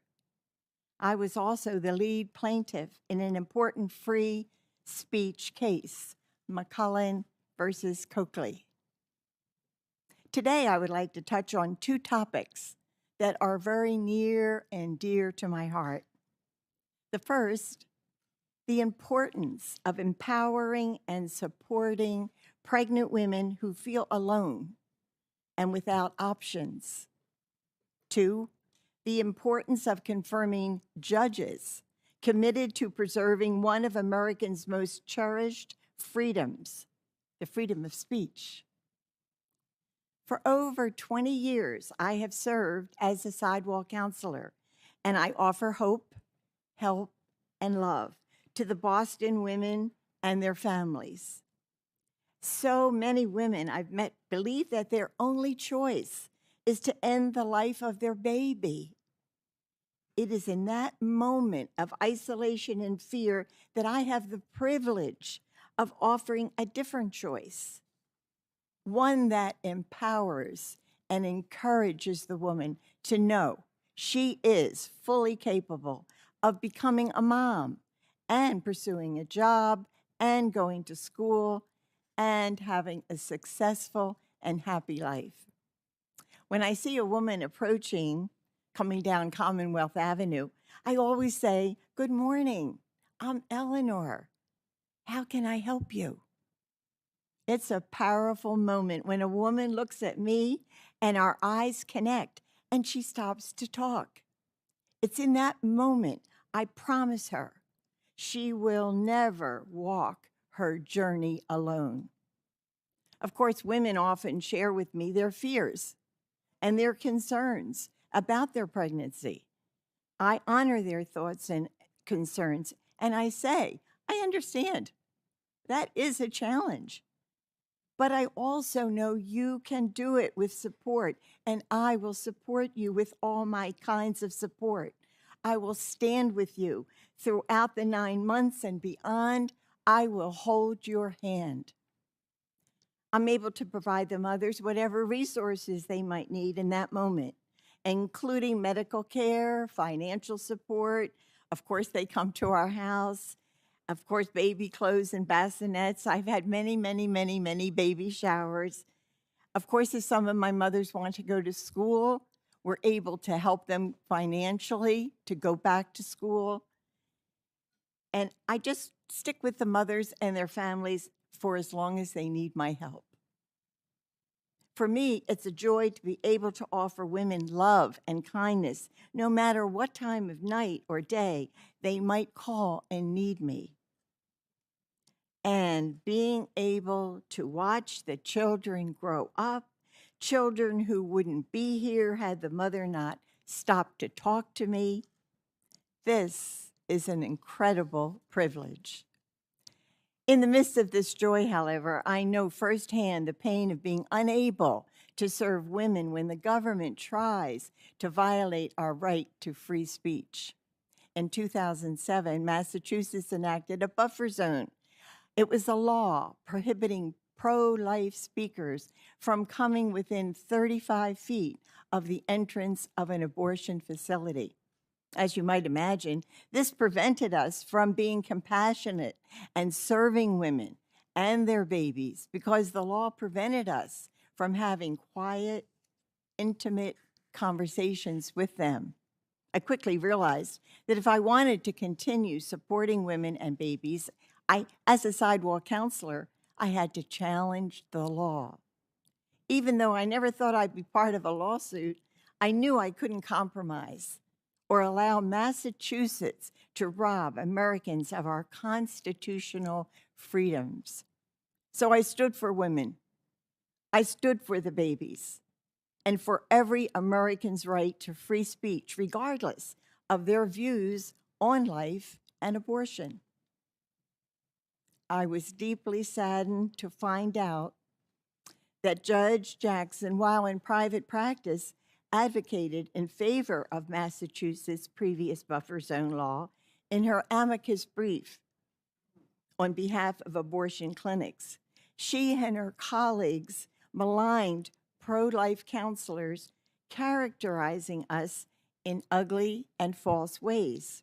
Her misrepresentations certainly don't describe me or any of the sidewalk counselors that I have worked with over the years.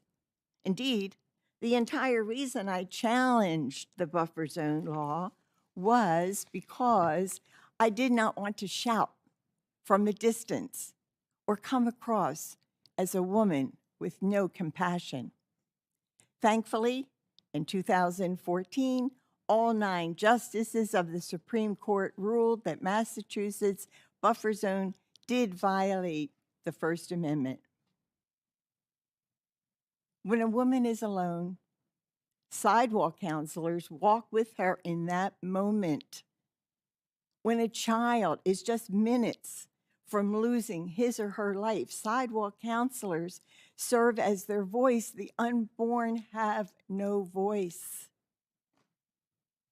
As Americans, we will disagree on many important issues, but that's the beauty of why our Constitution protects free speech and allows each of us to speak truth with love. My hope is that this precious freedom, which preserves our nation from tyranny and violence, will remain respected and upheld. I would ask Judge Jackson that if she is confirmed to the Supreme Court, that she will choose to uphold all Americans' First Amendment freedoms. And I would like to end with a story. It just happened this week. I was home and the telephone rang. And the woman said, "Eleanor?" I said, "Yes." She said, "Oh, I'm so glad to talk with you." She said, "I was just looking through my baby book of my little 3-month-old little girl. And underneath the picture of the baby was my card that I give out, Hope, Help, and Love. And she had pasted that in the album underneath the baby picture. There was my card and my number. And she called me and she said, "I have to tell you." She said, "Rose is now 18. She's graduating from high school. She's on her way to college. And I want to thank you for being there that day in January. And you talked to me. And I have to tell you, Rose is the joy of our life." So in conclusion, you might ask, why am I so passionate about supporting mothers and free speech? Well, it's called love. And love, you can't argue with that. And thank you so much for listening. Thank you, Ms. McCullough, for being here today. We really appreciate that. You're welcome. Our next witness is Mr. Richard Rosenthal. Mr. Chairman, Ranking Member, members of the Judiciary Committee, thank you for the distinct honor of appearing before you today. Just a few weeks from now, I will marry my beloved fiancée, Anna. And today, I get to testify in support of the nomination of my lifelong friend, Judge Ketanji Brown Jackson, to be on the Supreme Court. So I feel especially blessed these days. And get well soon, Dad. I love you. Senators, I have known Ketanji Brown Jackson for nearly 38 years. We first met in 1984 as students in our public junior high school in Miami, Florida. I was 12 years old back then, and Ketanji was 14. We were friends back then right away, and now 38 years later, we still remain dear friends. From the very first day I met Ketanji, I knew she was special. In my entire life, I have never met anyone like her. In junior high, and then again at our large public high school, Ketanji was seemingly everywhere and everything. The president of the student body, the upbeat voice delivering the morning announcements over the school's public address system, the graduating senior voted most likely to succeed. And in our speech and debate program, she was literally the national champion in her event. Through it all, she was the one student who stood out as universally loved and admired by everyone, her fellow students, teachers, and administrators alike. Ketanji's incandescent brilliance was obvious to all of us from day one. But even more importantly, she has always been one of the kindest, warmest, most humble, and down-to-earth people I have ever met. All this while still possessing boundless charisma, drive, maturity, and grace. For all these remarkable characteristics to somehow reside in the same one person, well, I suppose you can understand why everyone who knows Ketanji believed she was destined for greatness. I could go on describing Ketanji's amazing qualities, but instead, let me relate two stories from our high school days. First, Ketanji wasn't just a supernova national champion from our debate squad, though of course she was. She was also the unofficial leader of our tight-knit debate family, acting basically as a student coach and mentor for all the younger students. Outside in the grassy area between the school's hallways, we would sit cross-legged on the ground, all of us in rapt attention, while Ketanji would stand and explain to us the keys to success, in particular, the need for preparation, poise, discipline, and above all, hard work. She was a born leader. No matter how high she would climb, she always threw ladders down to the rest of us and encouraged us and helped us on our upward climb to the best of our abilities. In 1998, for just a few weeks, Ketanji's path and my path overlapped again, as we both served as law clerks for judges on the same court, the U.S. Court of Appeals for the First Circuit. She was finishing up her one-year appellate clerkship, and I was just beginning mine. For those few weeks, I confess that I felt a surge of excitement and satisfaction because I had actually accomplished something that Ketanji had accomplished. But for her part, Ketanji has never been about comparing herself to anybody else's accomplishments. She simply sets her own goals and then works tirelessly to achieve them. In the nearly 40 years that I've known Ketanji, I can't remember ever hearing her say an unkind word to anybody, or even an unkind word about anybody. That's just not her nature, and it's not how her amazing parents, Mr. Brown and Mrs. Brown, raised her. That leads me to my second story about high school. It was the fall of 1987. I was a sophomore and Ketanji was a senior. In our Latin American history class, I sat in the seat next to hers, but on this particular day, her chair was empty. But just then, the school principal came on the PA system and announced that a handful of our senior class had been accepted to Harvard College that day, a huge achievement for our large and often underfunded public high school. As fate would have it, at that very moment that the principal announced Ketanji's name, Ketanji happened to open the door and walk in the classroom. The entire classroom immediately leapt to its feet, exploded in applause, and ran over to Ketanji to embrace her. It was one of the most genuine, heartwarming moments I have ever seen. Every student was so happy for Ketanji and so proud of her accomplishment. Nobody was jealous, nobody was resentful, and nobody was at all surprised because she was Ketanji. And now, some 4 decades later, the President of the United States has nominated Ketanji to be a Supreme Court Justice. It seems fitting. After all, this is what great Americans are supposed to do. They're supposed to achieve great things. And Ketanji Brown Jackson is a great American.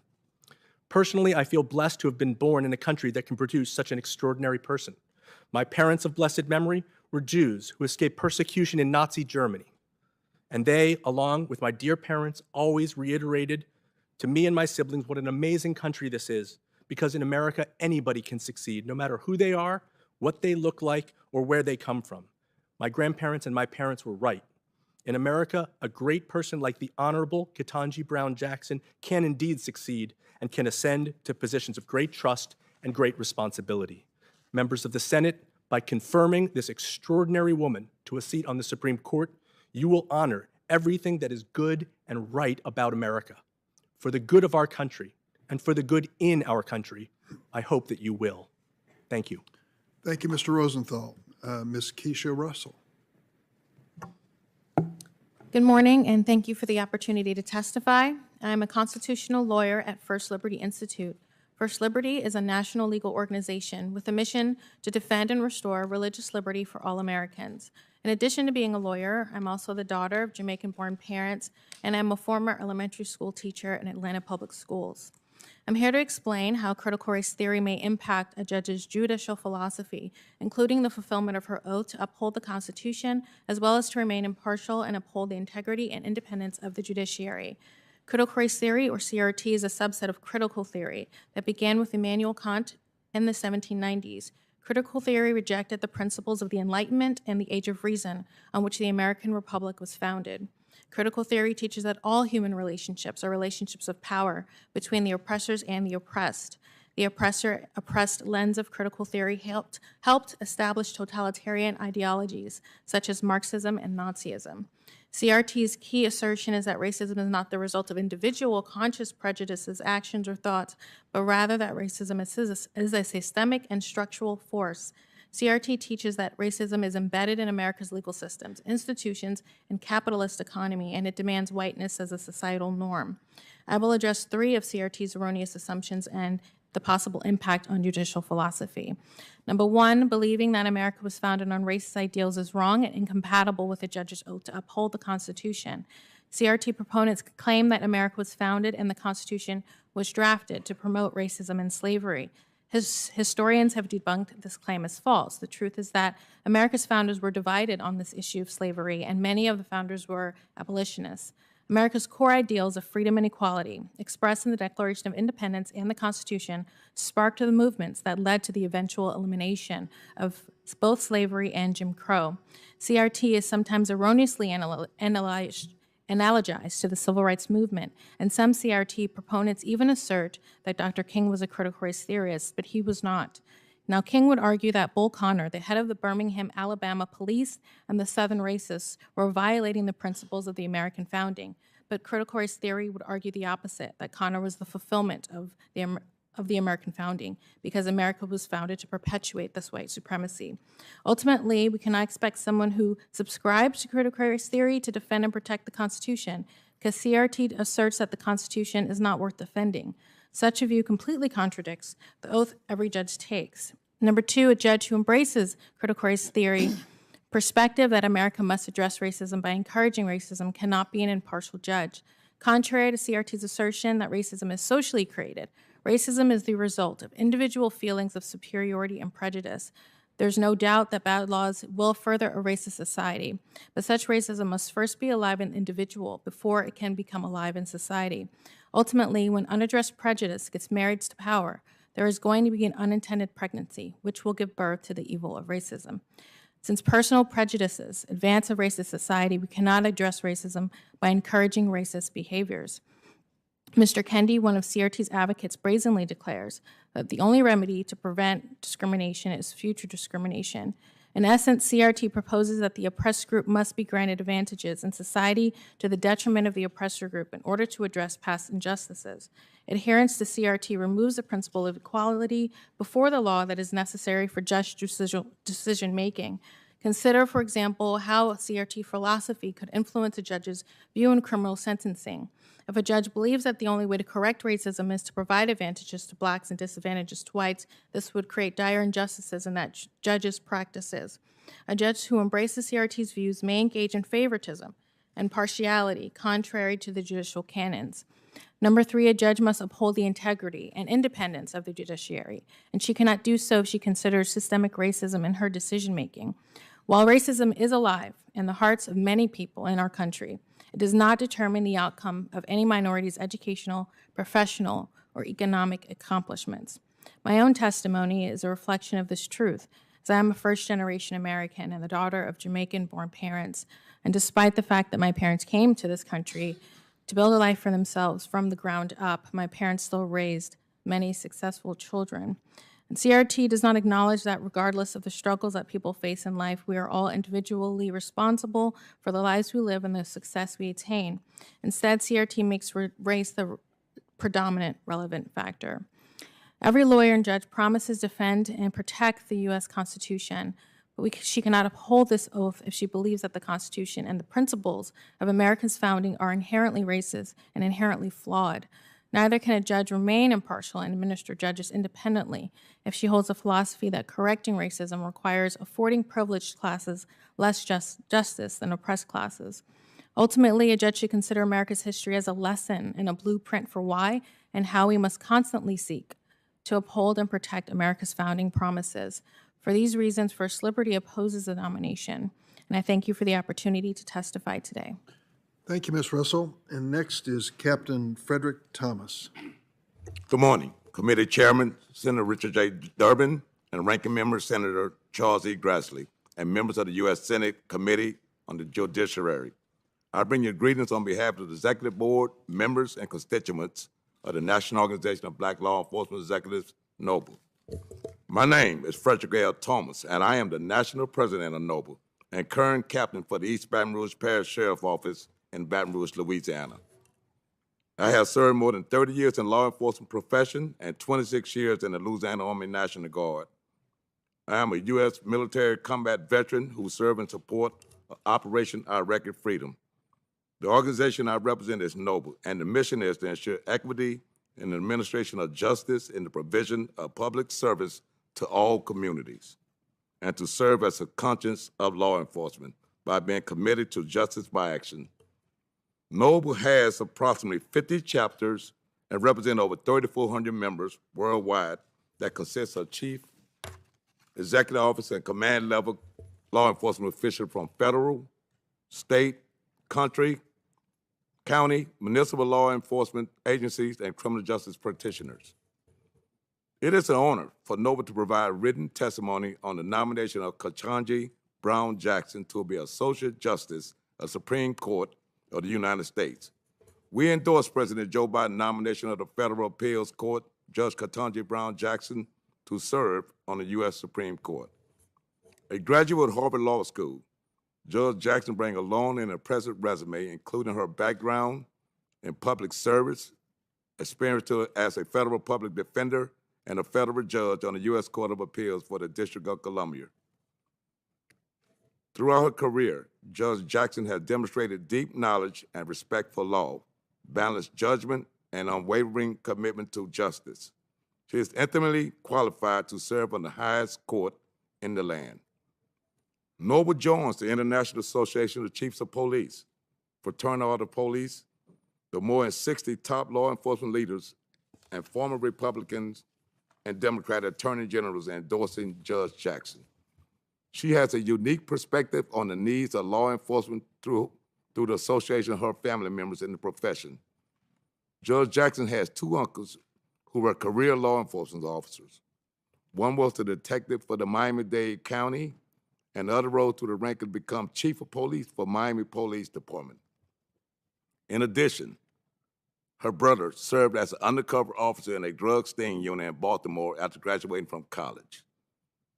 It is our opinion that the direct familiarization with the complexity, challenges, and opportunity within law enforcement provides perspective on criminal justice issues that can be assessed to the Supreme Court. In evaluating her judicial track record, it is the opinion of NOBLE and other law enforcement organizations that Judge Brown has constantly adjudicated based on the facts and applied the law fairly. Ketanji Brown Jackson had been previously vetted twice by the Judiciary Committee and twice confirmed by the full Senate as a judge, garnering bipartisan support as recently as 2021. She was also confirmed 2010 as the Vice Chair of the U.S. Sentencing Commission. It is noble hope that Ketanji Brown Jackson will receive the bipartisan support for the most prestigious nomination to the nation's highest court. In closing, this is a watershed moment in our nation's history. Judge Ketanji Brown Jackson is a stellar nominee with extraordinary background. She is clearly qualified and possesses the knowledge, legal acumen, and experience to serve on the United States Supreme Court. Noble is honored to endorse a nominee of this stature who is confirmed will participate in deciding pivotal legal cases impacting the lives of all people across this mosaic of our country. We encourage this esteemed body to send her nomination to the Senate floor. I thank you, Chairman Durbin, for the invitation to appear today, and the committee members for your kind attention. Thank you. Thank you, President Thomas. Our last witness is Ms. Serrano, who I believe is going to join us by virtual WebEx. Let's hope that it's connected. Ms. Serrano? Good morning, Chairman Durbin, Ranking Member Grassley, and members of the committee. Nelson Mandela once said, "There can be no keener revelation of a society's soul than the way it treats its children." The people who sexually exploit and abuse children must be held accountable, not only to society, but to their victims. Incarceration and sex offender registration are ways to hold these criminals accountable and responsible for their despicable acts. Child pornography, or child sexual abuse material, or CSAM, is a horrific crime that plagues victims long after the initial sexual abuse. My name is Alessandra Parisi Serrano. I work for Operation Underground Railroad, a nonprofit organization that partners with governments here and around the world to help victims of human trafficking and child exploitation get the necessary aftercare and support they so desperately need. Operation Underground Railroad also helps train foreign law enforcement and other entities who may have contact with potential victims on how to identify, investigate, and prosecute traffickers and exploiters of children. I recently joined this organization in December of 2021. For the preceding 18 plus years, I served as a federal prosecutor for the U.S. Department of Justice. During my DOJ career, I personally handled hundreds of child exploitation and human trafficking cases involving thousands of victims. I saw firsthand not only what these victims endured from the initial abuse, but also the continued abuse and exploitation for years to come, oftentimes for the remainder of their lives. The Supreme Court in the Paroline case recognized this fact when it allowed victims depicted in CSAM material to obtain mandatory restitution from voyeurs, distributors, and transporters of CSAM long after the initial sexual abuse has occurred. While the initial sexual abuse causes great harm from which victims may never overcome, CSAM re-traumatizes victims for years after their abuse. Every time a person views CSAM, that child is re-exploited, re-traumatized, and re-abused. When an offender is caught viewing, downloading, or distributing these horrific images, mandatory notice goes to these victims that yet another offender viewed CSAM. Upon receiving these notices, victims are forced to relive the crime. Persons who download, view, and distribute CSAM cause an increase in the production of CSAM images. No one wants to see reruns of TV or movies. We've all experienced this during COVID when the release of new movies and TV shows stopped. And that includes voyeurs and distributors of CSAM. With this appetite for new material comes the increased demand for the abuse of younger kids in more violent, sadistic, and masochistic images, according to recent statistics. I personally prosecuted cases with images of abuse and exploitation of children as young as premature infants. This trend by certain judges to routinely decrease sentences far below the advisory sentencing guidelines and prosecutors' recommendations for CSAM consumers minimizes the gravity of the offense. While the amount of material being produced and number of people consuming this material has increased exponentially over recent years, the sentences have decreased. This makes no sense. I live in Southern California, where destructive wildfires are a yearly issue. The fires leave hundreds of victims in its wake. When the fires spread and get bigger, do we put fewer firefighters on the front line? Use less water or resources? Fewer containment measures? No, of course not. That scenario is akin to routinely reducing sentences for CSAM consumers when the supply is undisputedly increasing. I say again, it makes no sense. I hope all of the members of this committee agree that there is no cause more noble than protecting our children. Whether some crimes warrant longer prison sentences is a debate left for another day. However, purveyors of CSAM, especially those with prior conduct involving sexual abuse or exploitation, deserve to be taken out of society for a substantial period of time and to be identified by the public through sex offender registries. It has been my experience that offenders are only remorseful because they get caught and not because of what their deviant and destructive conduct has done to countless victims, many of whom are unidentified. Lastly, the notion that CSAM crimes only involves pictures is appalling to most prosecutors and victim advocates. CSAM depicts real children who deserve justice. These victims or survivors deserve our respect and dignity for what they endured. They do not deserve to be treated with less consideration than offenders who take sexual pleasure in viewing CSAM of what is the darkest days of their lives. Our society is better than that. At least I hope it is. Our most precious resource, our children, deserve it. On behalf of victims of CSAM and other sexual exploitation, I thank you for the committee's time and attention to this important matter. Thank you. Thank you, Ms. Serrano. We're now going to have rounds of questions. There are 5 minutes. 5 minutes, and I hope the members will hold to that standard. I'll begin. And let me start with Captain Thomas. Thanks. Thanks for coming here. Thanks for more than 30 years of service in law enforcement. Thanks for more than 26 years of military service, including combat duty. It's an honor to have you as a panelist here, as it is with all of our panelists, but certainly I wanted to commend you for those things. Thank you, sir.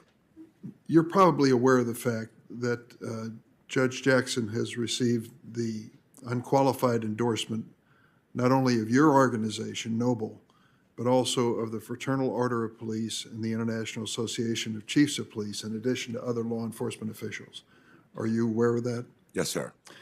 So there have been charges made yesterday, day before, even this morning, that she is somehow part of a, quote, anti-incarceration, anti-police movement, that somehow she is affiliated with a defund the police movement. Would you or your organization have endorsed her if that were true? Sir, that would never happen if we knew that if she'd have made a statement like that. We never saw that in our research. That never came out. And I don't really think it's true, sir. I don't either. And I would assume the same thing is the case for the Fraternal Order of Police, the largest organization representing rank and file policemen in America, and the International Association of Chiefs of Police, respected at their own level for the leadership they bring to law enforcement. So that is a charge which I think is belied by the fact that this endorsement has taken place. Yes, sir. Wade Henderson, you were in the audience. Welcome back. You were in the audience and heard the earlier testimony from the American Bar Association. 2 or 3, maybe 4 members have really dwelled on this whole question of sentencing in child pornography cases and child abuse cases. And I asked the 3 representatives of the American Bar Association if they had made inquiry among the professionals, prosecutors, defense lawyers, judges who have witnessed Judge Jackson's role in criminal justice, particularly in this particular area of the law.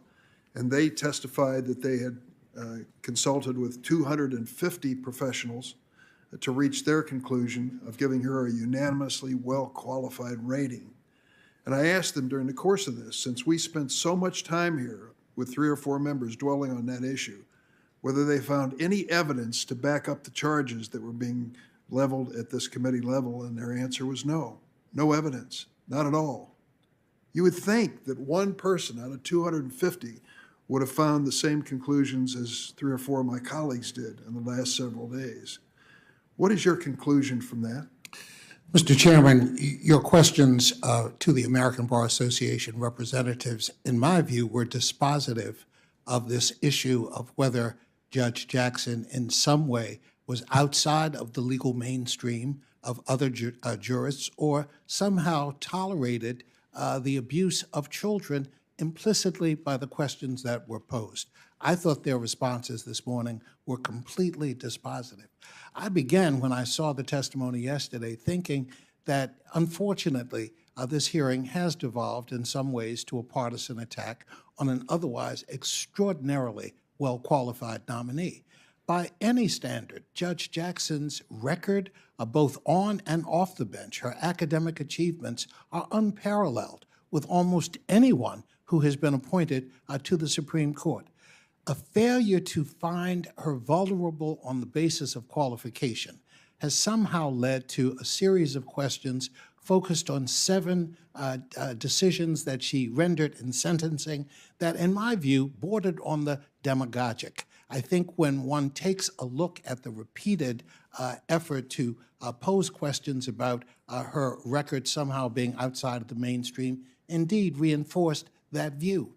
Ultimately, I think the issue, as Senator Whitehouse mentioned, was both asked and answered, and that the judge had clearly demonstrated that she was well within the mainstream of judicial thinking. Finally, I felt that the criticism of some directed at her for her decision-making was misplaced, to the extent that her decisions, at least to those who questioned her, were somehow at variance with what the law was. They could have said that. No one did. But they could also recognize that it is up to Congress to establish the standards that judges apply in their decision-making responsibility. To the extent that there were questions posed about her, better to look inward at the role that Congress played in establishing the role that judges fulfilled in this moment. Thank you, Mr. Henderson. Senator Grassley. Ms. Mascott, we heard several times from Judge Jackson that her judicial philosophy is in her 500 cases or whatever number that we have from her district court work. So that was her answer to the questions about what's your judicial philosophy. How important is a justice's judicial philosophy in determining how they will rule on the bench? Sure, Senator. Well, I think as these hearings and numerous Supreme Court nomination proceedings previously have indicated, is judicial philosophy is obviously paramount because in contrast to the political branches, this body and the presidency, judges have a limited role to decide cases and controversies. And as Mr. Henderson is saying, Congress has a large role in establishing what the role and the jurisdiction of courts are going to be and the procedures they're going to put into place. And so a judge's approach and philosophy in interpreting both the Constitution and statutory text is critical.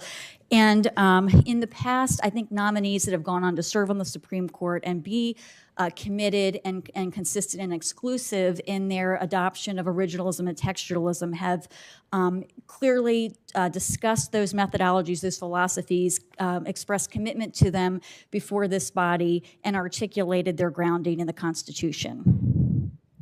I'm going to ask Ms. Serrano. You're a former assistant U.S. attorney. You're familiar with these crimes where children are victims. Could you describe the sentencing enhancement around child pornography cases for use of computer, the number of images, pre-pubescent victims, but not so much on the mechanics of it, but explain why we have these enhancements? It's my understanding that the enhancements were created to recognize the aggravation that the use of a computer or somebody with more images versus less images, or someone with images of very, very young children, they would deserve a higher sentence than somebody who was not had those characteristics with their offense. Could you explain why possession of child pornography is not a victimless crime? Yes, sir. So as I said in my testimony, these pictures or videos are real children. They're somebody's kid. They have parents, they have grandparents, they may have siblings. These are real children. And every time somebody views it, downloads it, possesses it, transports it, re-victimizes them. Can you imagine your most embarrassing moments on the internet forever? And this is not just embarrassing. This is brutal, sometimes often very violent, horrible conduct that victims know that somebody is out there looking at it. Mr. Marshall, based upon your experience, which communities would be hurt most by anti-police movement? And is there anything in Judge Jackson's record specifically that concern you about her jurisprudence? Appreciate the question. As I raised in my opening statement, what gets lost when we describe the victims of crime is particularly where those victims are located. And those that advocate in anti-police and anti-incarceration statements are advocating directly against those that they claim to be able to speak for. When I hear that Justice Jackson would be a voice for the vulnerable, very rarely do I hear that being described to those victims of violent crime who truly are the innocent and most vulnerable of the system as a whole. My broader objection as it relates to what I have seen of the record is when there is a judicial opinion drafted by the nominee in which she cites the New York Times for a quote that our criminal justice system is unfair and unjust. To me, that raises very specific questions about whether the nominee fully embraces whether or not our system is broken or whether or not she believes that the system works. Because to the extent that there continues to be the mindset that our system is unjust, then not only does it undermine the rule of law, but the ability of law enforcement to do their job and the public's confidence in the system in which we all hold dear.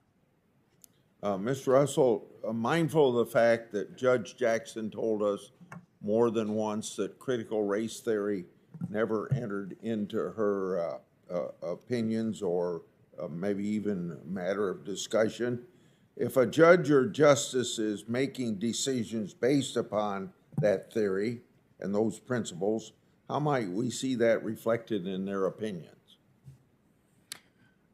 Well, thank you for that question. I think that based on my expertise in religious liberty and constitutional law, I think you always have to start with the original meaning of the Constitution and understand that regardless of the changing of the culture and what the social structure might call for, the standard never changes. And that ensures that there's an anchor and there's constantly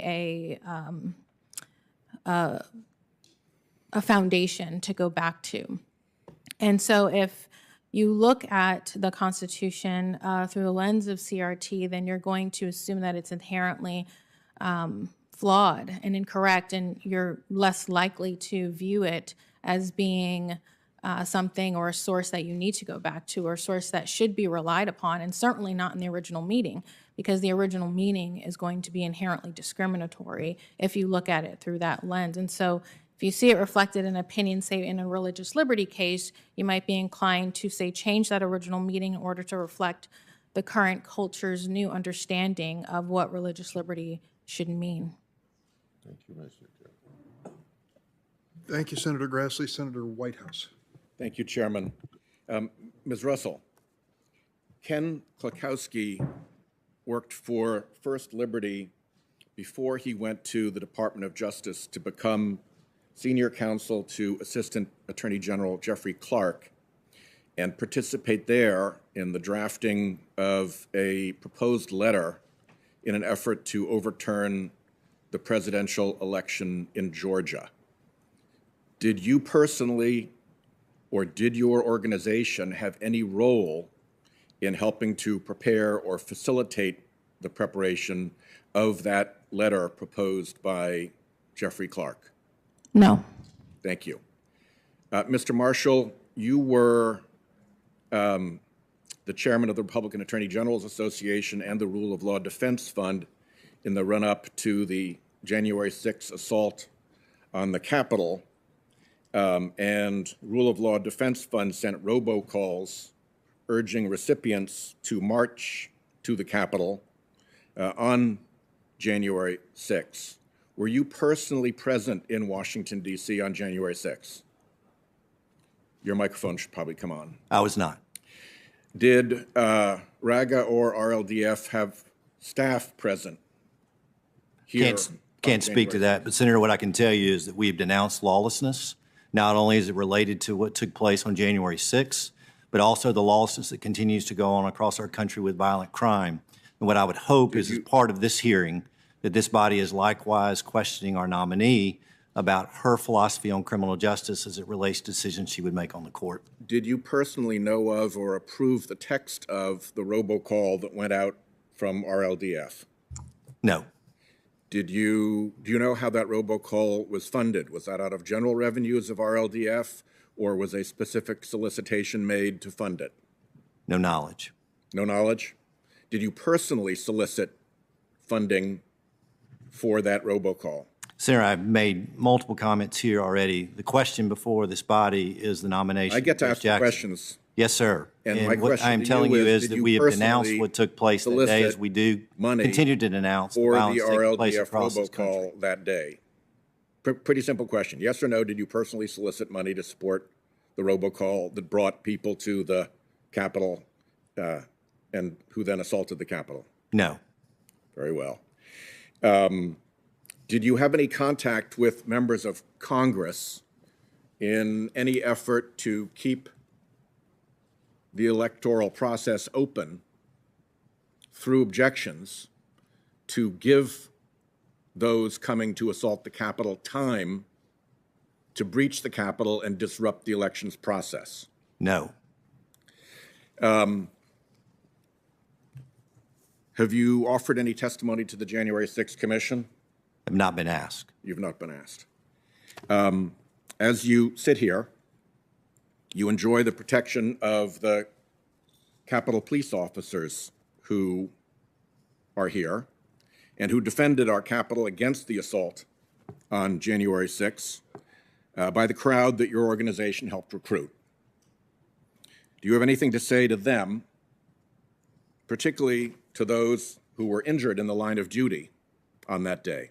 Sir, I object to the premise of your question that somehow or another the organization I was connected with had anything to do with the violence that took place. We've denounced that violence before, and as I've done with you here today.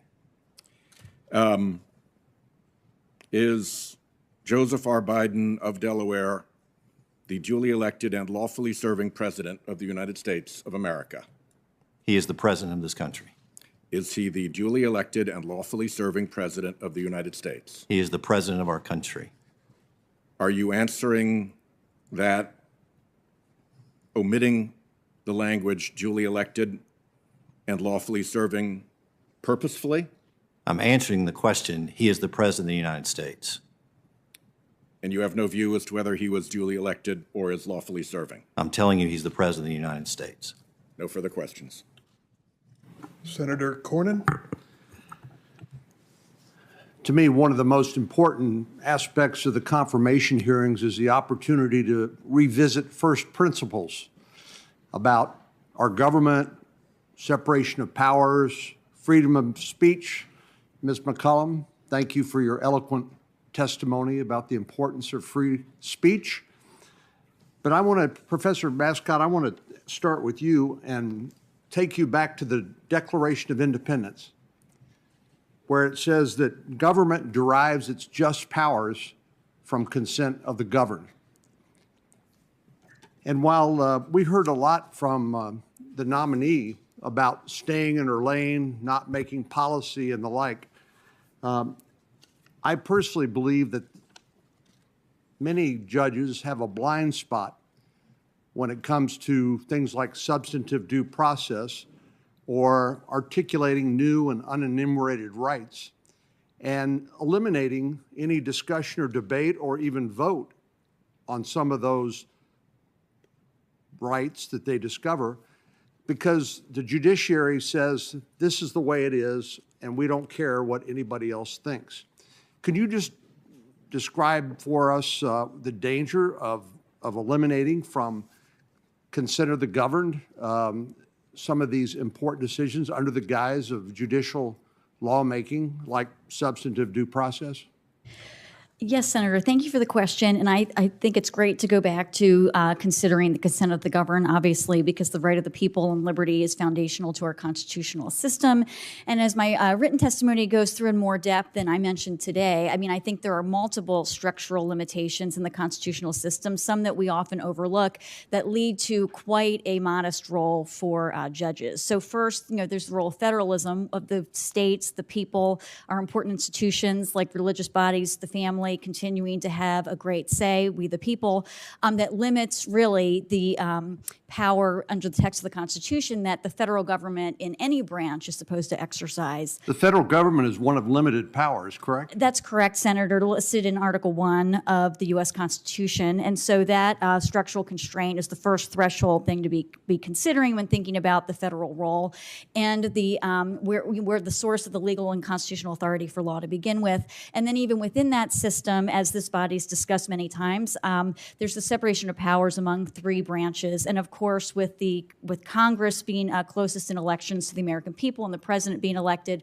the role of the judiciary is quite modest. Since our time is limited, Sure. Let me ask another question. And when judges get outside their lane, when they make policy, when they make political value judgments, does it violate those principles that you've articulated about our form of government and the limitations on judicial power? Yes, Senator, which is why it's important to have a muscular reliance on the text and structure of the Constitution and statutes.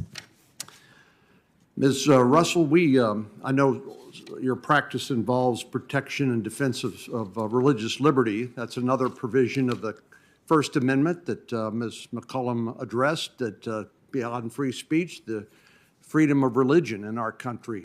And when the Supreme Court justices identify new unenumerated rights and hold that no state, no local government can enact any policy in conflict with that new right that they identify, does that potentially endanger the religious liberty of Americans? Well, yeah, it definitely could if you are not taking into account sort of as I said, the foundational importance of religious liberty, and you instead usurp that with the new right that you've created that was likely not considered when the initial provisions of the Constitution were drafted. And in the Obergefell case, I think Justice Alito and perhaps Justice Thomas and others expressed their concerns that when judges make law and create a national standard and take these issues out of the debate that they ordinarily would be subject to in the political system and the legislative branch, that basically people who don't agree with it, let's say because of sincerely held religious belief, could be identified as bigots. Well, you share that concern?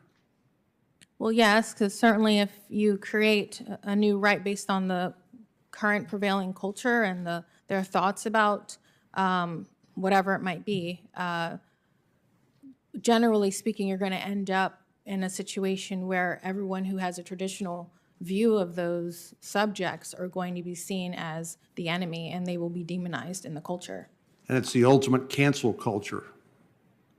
Ultimately, yes. Thank you. Thanks, Senator Cornyn. Senator Klobuchar. Well, thank you very much, Chair Durbin, and thank you to all of you. Representative Beatty, thank you so much for your leadership and for being here today.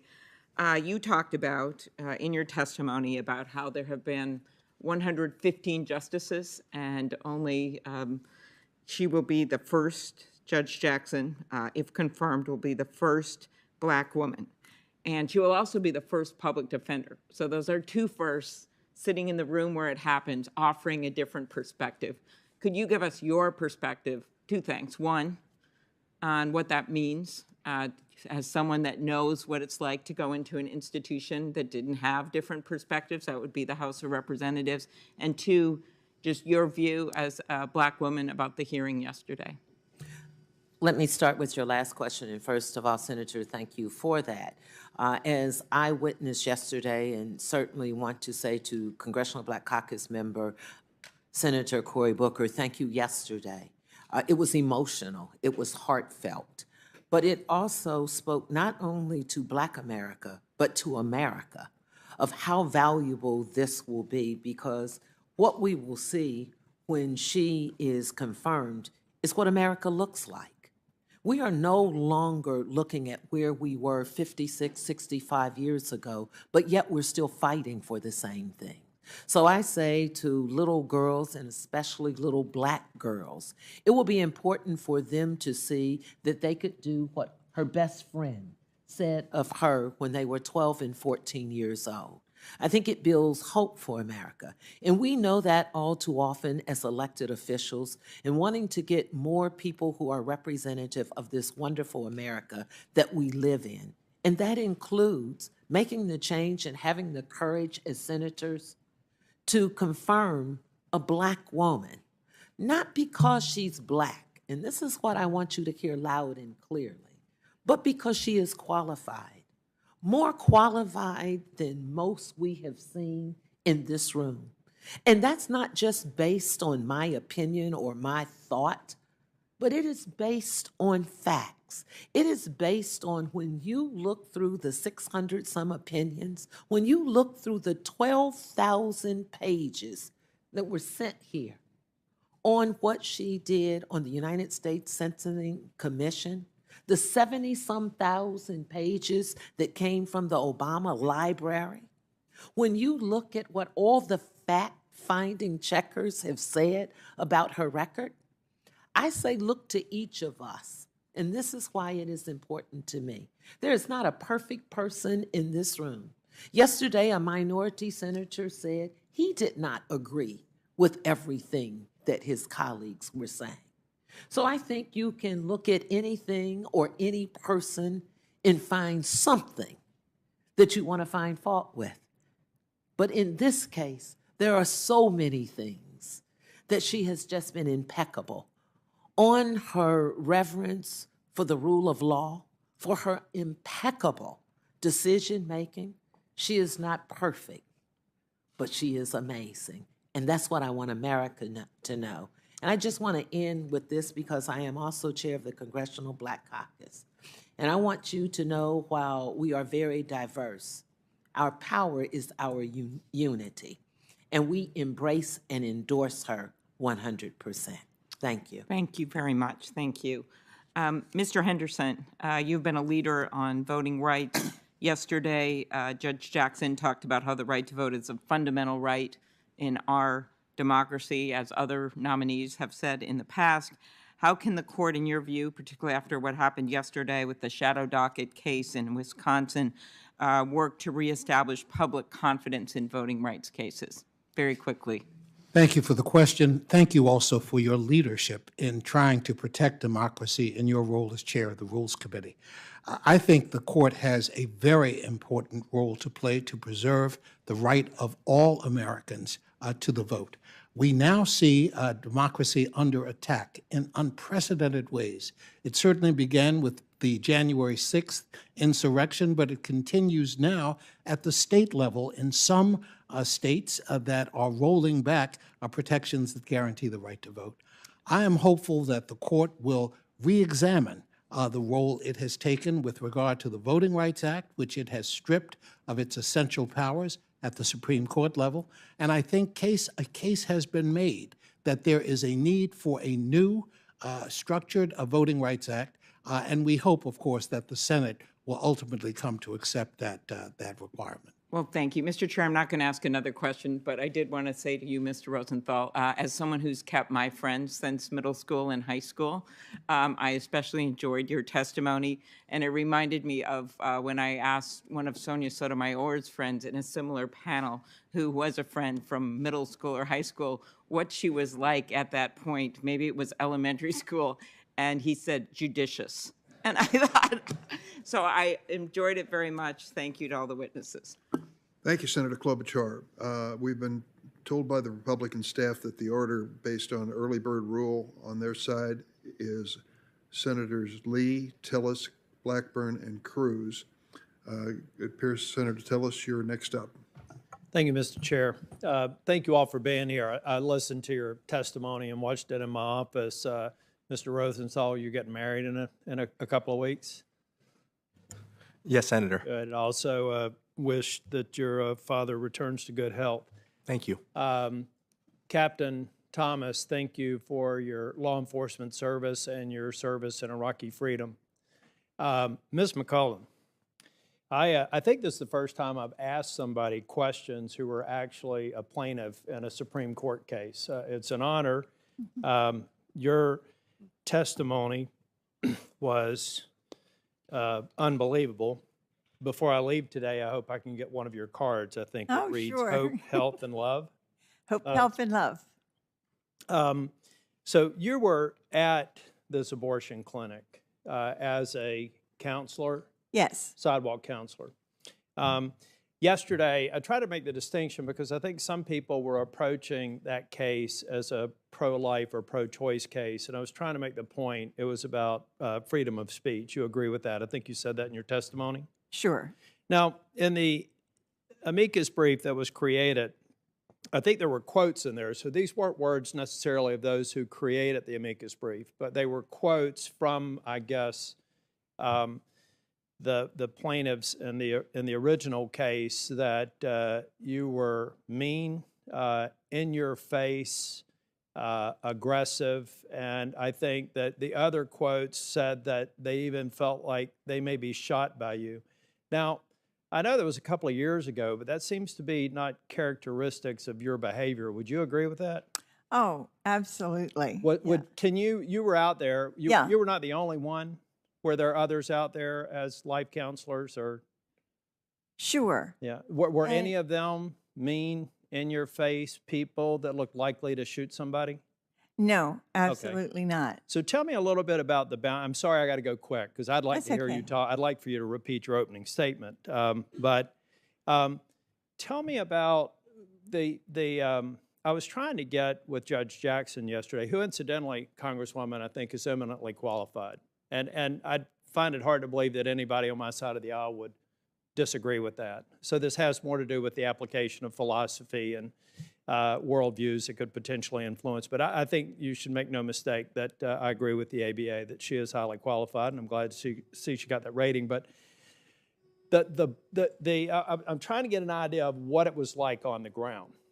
They were telling you, now one of the reasons you mentioned in your testimony that you may have to raise your voice is you were so far away from these young expectant mothers who may not have ever known that there was a choice of life that would fulfill them, like the mother who sent you the picture of her 3-month-old baby, who's now in her teens. So I could understand if you're several feet away, you may have to raise your voice just to get their attention. Maybe that's what they meant by shouting and in your face. But with the Supreme Court ultimately striking down the underlying Massachusetts law that was used as a basis for the complaint, were there people that were inside the envelope, or maybe, I was trying to determine whether there were people that were escorting them in, which are basically expressing their free speech rights to choice. Were they there, or was it just that, so were there people inside the buffer who were able to escort them in, and your argument was that you want to be there to hold their hand, I think you said, never walk the journey alone. Is that an accurate portrayal of the facts on the ground, that you felt like you were not given fair access? Fair, that's true. Okay. Because, yes, you have it there, Senator. And yes, they are inside the buffer zone, and they're talking to the mother-to-be. That's what I thought. That's why I just wanted to get it right. Yes. And I think it's wonderful that you're here because you're either an Oscar-winning actor or actress, or the fact of the matter is that was a wholly unfair assertion of who you were. Just a quick question. I actually had one for Ms. Russell and Ms. Mascott. I'm not going to have time for both. So, Ms. Mascott, you talked about in your opening testimony the application and practice. I was thinking about a case that Senator Cornyn brought up that had to do with the congressional direction. The plain word of the statute said that the removal, the two. Are you familiar with this? Are you talking about Make the Road, New York? Yeah. Okay. And it was my understanding that Judge Jackson used as a basis for the nationwide injunction that it did not comply with the APA, but that seems to be a tactic every once in a while, even though the plain letter of the text seemed like, and I think it's the reason why it was ultimately struck down by the D.C. Circuit. But do you know of any other examples where Ms. Jackson may have applied a similar logic to a case? Well, in that particular case that you're speaking of, I think it was not, failing to rely on a provision that clearly limited the role of the courts and gave the discretion to make the decision to the acting Department of Homeland Security secretary. I think in other opinions, what seems to be the case is that Judge Jackson is using a blend of sources, perhaps relying on legislative history or looking at intent or purpose more than other justices in the past who have expressed exclusive commitment to textualism, or maybe in applying canons of construction, perhaps moving beyond text sometimes in a way that might be different from other justices in the past, like Justice Scalia and Thomas. So, of course, it's hard to predict based on district court rulings how a judge will rule, but there are these other instances like the one you mentioned, or in the McGann case where the D.C. Circuit disagreed that suggests maybe— in the interest of time, because I know we have a vote, I'd be very interested, thank you for that, but I'd be very interested as a follow-up, if you have time over the next week, to just provide me a few specific examples if you can. You don't have to go to a great level of detail, but I would appreciate it. Mr. Chair, thank you. And Ms. McCullen, do you have one of those cards? I'm going to get it on the way out. Thank you. Thanks, Senator Tillis. This isn't a coup. Senator Durbin has gone to vote, and as is customary, one of the members of the committee takes his place. And I'm in the chair now, Richard Blumenthal of Connecticut, and very pleased to have my round of questioning while I am taking the chair for Senator Durbin. Let me ask Dean Goluboff, you have an extraordinary career yourself as a trailblazer, the first female dean at the University of Virginia. You had a distinguished clerkship with Justice Breyer, and before that, our good friend Guido Calabrese, one of the most distinguished judges and scholars in the United States at the Yale Law School, where you went as well. A number of us on this panel have talked about the legitimacy crisis that the Supreme Court faces.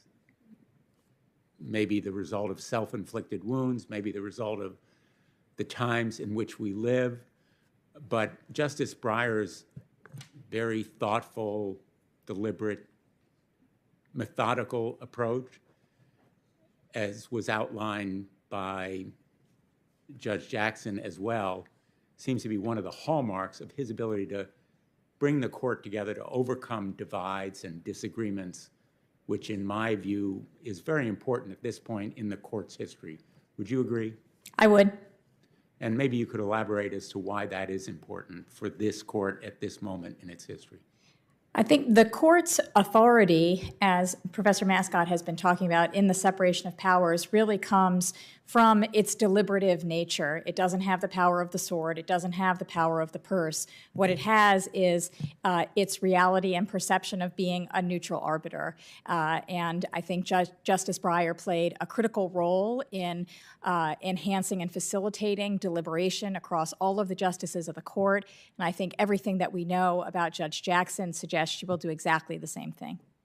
So the lack of trust and credibility is a threat to the court because it doesn't have armies or police forces or, as you say, the power of the purse. What it has is the trust and respect of the American people. Yes, that's something Justice Breyer talks about frequently in his writing and in his speaking, is the fact that without the trust of the American people, the court simply can't do its job. The rule of law, the justices are committed to the rule of law, and the rule of law exists because the American people follow the rule of law and only do so when they have faith in the court. Let me ask, and I think that point is very well said,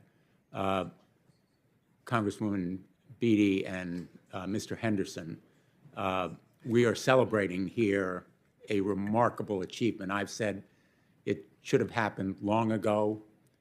It's a leap into the present in the historic nomination by President Biden of the first black woman to the United States Supreme Court. But as much as we celebrate, as I pointed out yesterday, the decisions of the court in Shelby County and Brnovich that essentially have set us back, and especially in this area of voting rights, John Lewis was a great friend and hero to you and to me on integration, backsliding as well. Maybe I can ask you to reflect on, both of you, because you have such deep and broad experience and expertise in this area, about the ways that the Supreme Court has reversed some of the progress that was made in our own lifetime. Ms. Beatty, Congresswoman Beatty, why don't you go first? Well, first of all, let me just say thank you for that question, and I am sure that Congressman John Lewis is looking down on us in a hopeful manner, especially as it relates to civil rights and voting rights. I think what we have to look at first, as was said by both of the professors, that the power is not in the policy or the Congress. So I think what this does with this confirmation would be, it would be a hope for the people out there to help us as members of Congress and also as senators, that we have to first do our job. And I think we have an obligation to help those justices by sending them policy, sending them voting rights legislation that they can then do within the rule of the law what the people are looking for. So I think that it starts here. And I think that question is so wonderful as I am sitting here as a member in the majority, with members in the majority and the minority, that the work starts with the House and the Senate. And so if that question would allow me to say that I am willing, because voting rights is the fundamental of everything that we talk about right now, whether it is the freedom of speech, whether it is working with our police, whether it is being the voice for those who are voiceless. Let's start by saying we're going to give not only this justice, but all of the justices something that they can look at and rule on, because we've sent them something that we're united.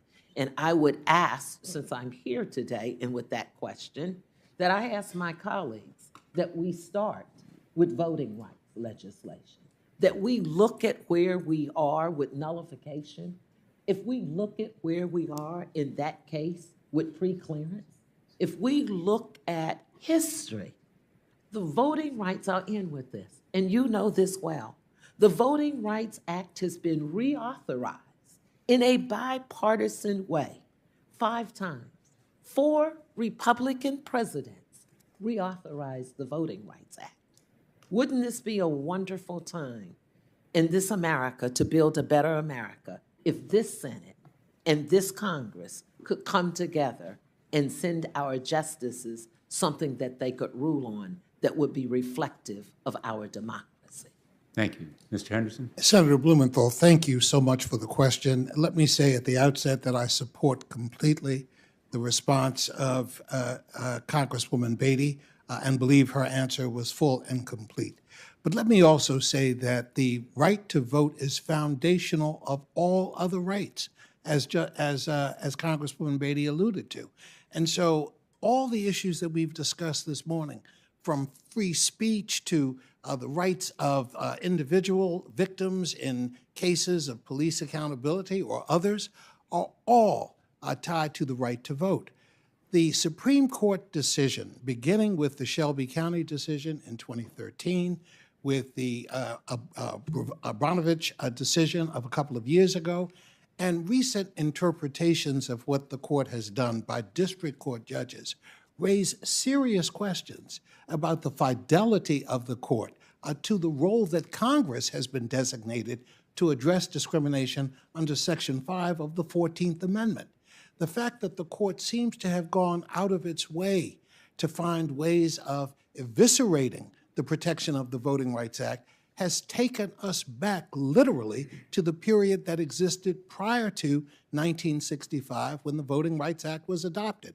Some people consider that criticism to be hyperbolic, but the truth is the facts make clear that what is happening now to voters, particularly voters of color, younger voters, seniors, individuals with disabilities, are in fact violations of that fundamental right to vote. When we deny access to the ballot, therein lies the problem.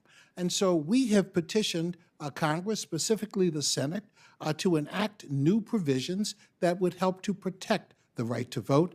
We are disappointed that earlier this year that effort was not undertaken with the complete bipartisan support of the Senate, but we hope that in the future that will happen. I remind you that 16 members, Republican members of the Senate, who voted for the Voting Rights Act in 2006 in the reauthorization, have so far been silent on this question of whether to move forward on the act. We hope they have a second opportunity to do so. Thanks, Mr. Henderson. I'm going to call on Senator Blackburn.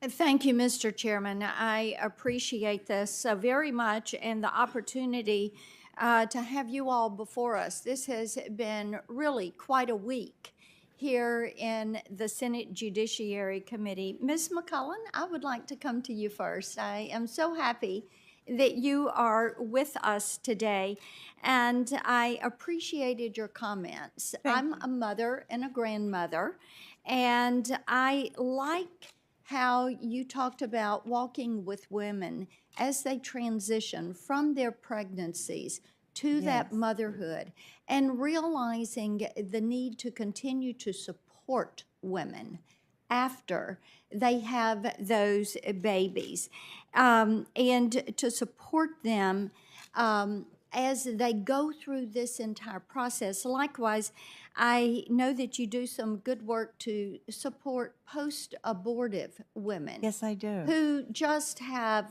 they grieve. And acquaintances that I know that have been through that process, there is a grief that is just many times hard to bear. It's true. So appreciate your work, and I know you have a card that you give to women. I do. Talk to me just a little bit about that, very quickly. Sure. Well, I have an extra one here too. And when I'm walking and a young mother comes up to me, as I said earlier, I say, "Good morning. I'm Eleanor. How can I help you?" And I give them the card at the same time. The card has hope, help, and love, and my telephone number. I'm not afraid to give that out. It has my website. And then on the back, a person's a person, no matter how small. I love that. So I just give that out. It just shows that I'm trying not to be a stranger. And in just a few moments, Senator, I'm building up trust. And at least they have a name and a number, and I'm not just out there for no reason. I have a purpose. I appreciate that. Let me ask you this. How did it make you feel in Judge Jackson's brief when she referred to pro-life women as hostile, noisy crowd of in-your-face protesters? Well, as I said, it made me very sad, extremely sad. And that's not the case at all. In fact, if someone is doing those things, harassing or yelling, the sidewalk is not a place for anger. It's not a place for judgment. Anyone that comes to be a sidewalk counselor should be compassionate, not judgmental, and helpful and kind. So we have workshops. I run the workshops. If a new person wants to let me move on just a minute, but thank you for that work. Ms. Mascott, may I come to you, please? Yes. I closed out last night with Judge Jackson, reading back to her some of her opening statement.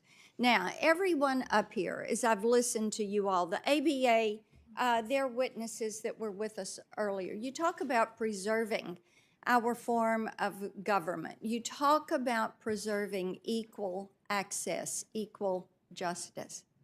And there was a comment in Judge Jackson's opening that I read back to her because she left out something very important. I'm going to read this to you. and I'd like your comment. I've been a judge for nearly a decade now, and I take that responsibility and my duty to be independent very seriously. I decide cases from a neutral posture. I evaluate the facts, and I interpret and apply the law to the facts of the case before me without fear or favor, consistent with my judicial oath. And I told her there was a word missing from that I thought deserved more attention. And that was, it should have been there that it should be consistent with the Constitution, because that should be where a justice goes first. Is that not correct? That is correct, Senator, and I think largely because the Constitution, of course, gives the federal government only limited enumerated powers. And so to be able to have a context for interpreting relevant statutory text, one first needs to think about whether Congress, the federal government, is authorized to take the action in the first place, and where the text then falls within the constitutional structure and the judge's role in interpreting it. And, we had a very difficult time, never got her to nail down her judicial authority, her judicial philosophy. That concerned us. There's another thing I want to ask you about. This is where she talked about CRT in sentencing. This was from a 2015 speech. And I felt like this was really inappropriate.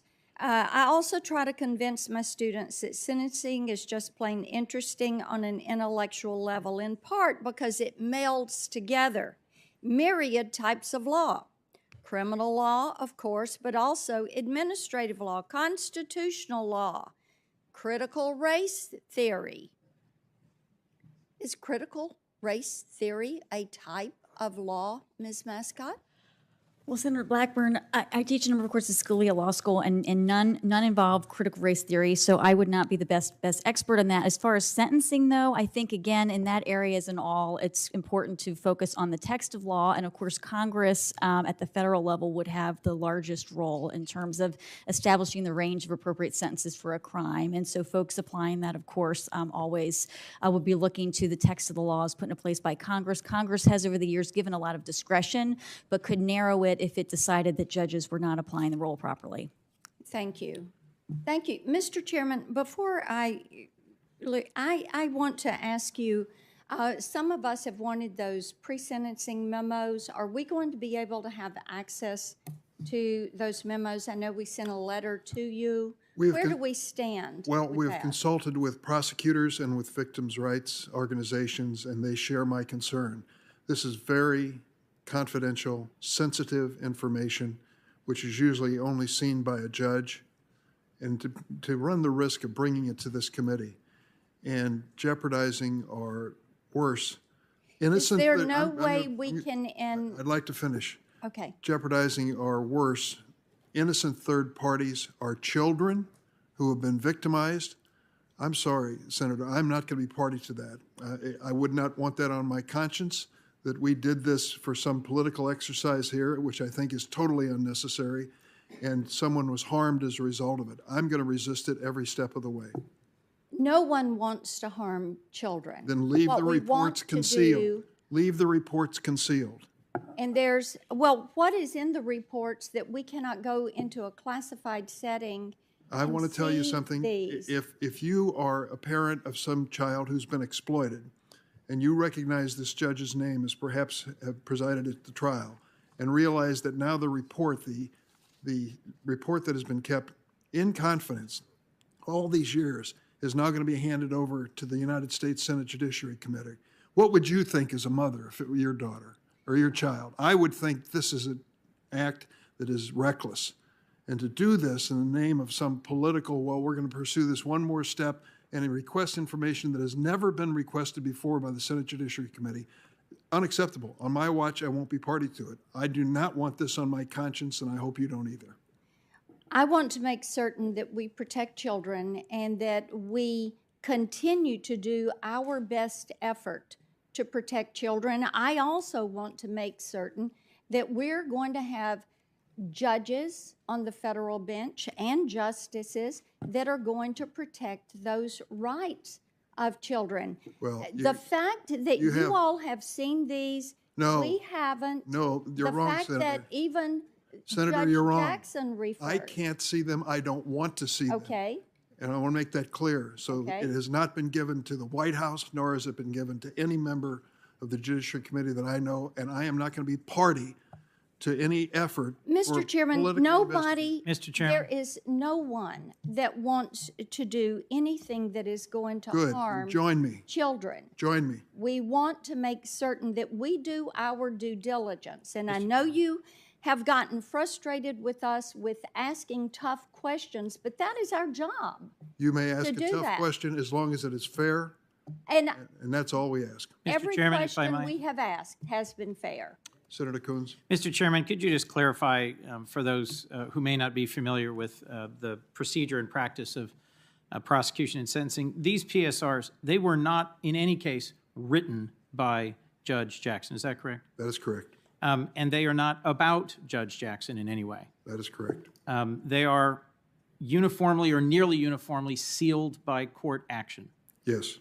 And involve detailed and thorough interviews of the whole ecosystem around a crime, the victim, the perpetrator, families, and are described to those interviewed as something that will be confidential and sealed.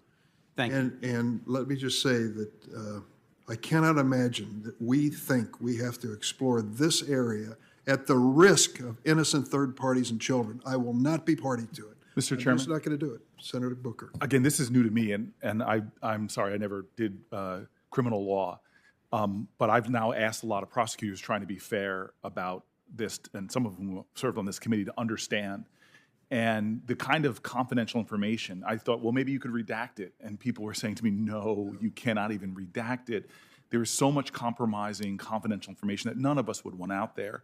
And Senator, who I have a lot of respect for and have actually thought a lot of her questions during this were thoughtful and probing and helped me, frankly.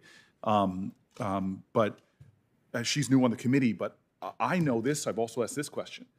This is a body, this Judiciary Committee, that has, for Republican and Democratic presidents, done, am I fair to say, thousands of judges have been put onto federal benches.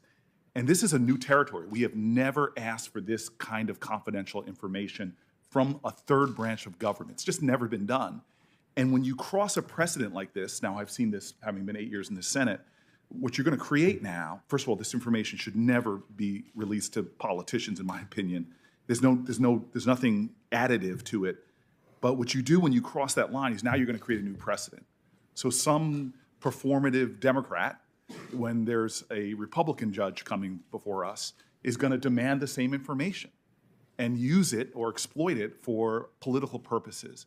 I don't think we want to cross that line in this body where this has never come up in in the 200 years. I don't know how long this information has been collected in this manner. It just seems like a really large step that I don't think, as you said yesterday, it's going to change the conclusions that have already been drawn by people on either side of the aisle. If there's somebody who wants to come forward and say, I'm on the fence on how I'm going to vote, this is the determinative thing, I just don't hear that.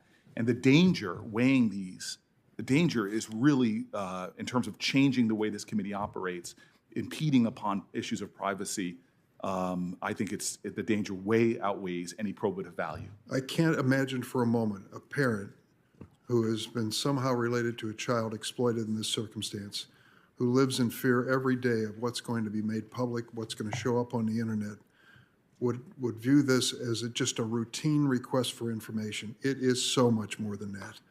And as I said, on my watch, somebody can take this chair and this gavel over and make a different decision. I'm not going to be party to it. I will not be party to exposing this information to the possibility of disclosure and the harm that can come from it.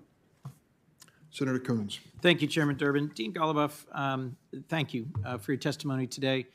Like Judge Jackson, you also clerked for Justice Breyer, and you're a well-respected dean of a prominent law school. I just wanted to ask a few quick questions of you and a number of other witnesses, if I might. Judge Jackson's jurisprudence has been questioned or challenged, in particular with reference to her opinion in Make the Road New York. Is it your view that she, either in that case or in other cases you may have considered or reviewed, has overstepped the role of the court and has engaged in a jurisprudence that gets outside her lane as a judge? Thank you for the question, Senator. It is absolutely my view that she does not get outside her lane. She, I think, comes down in cases on both sides, depending on what she sees in the facts and how she applies precedents. I think she has been assiduous and conscientious, both in that case and in others, to think about precisely the kinds of questions that Professor Mascott mentions. What is the role of the court? How much deference to offer to the other branches? How to ensure procedural consistency? She is, I think, quite consistent and very committed to the text and to precedent. And given your experience with Justice Breyer, what do you think anyone who's clerked for the justice might have learned about an even-handed and impartial manner and consensus building on the court? Well, I certainly learned, and I think anyone who clerked for him also learned that exactly what you described is crucial to being a good justice, to taking every case on its own terms, to asking what the Constitution says about the particular case at hand, which includes the original public meaning, which Judge Jackson has said, but does not end with the original public meaning. Originalism is really a capacious term, and even among originalists, there are a lot of disagreements about how cases should come out. Justice Scalia and Justice Thomas disagree quite considerably about how much to consider precedent or not in their own decisions. And the interpretive part of constitutional interpretation is really the first part. You look to original public meaning, that's what Judge Jackson has said she would do. And then the second part is you apply it, and you have to consider the facts of the case and precedent when you do that. And I think Justice Breyer taught all of us that the best way to do that is in conversation with justices across the court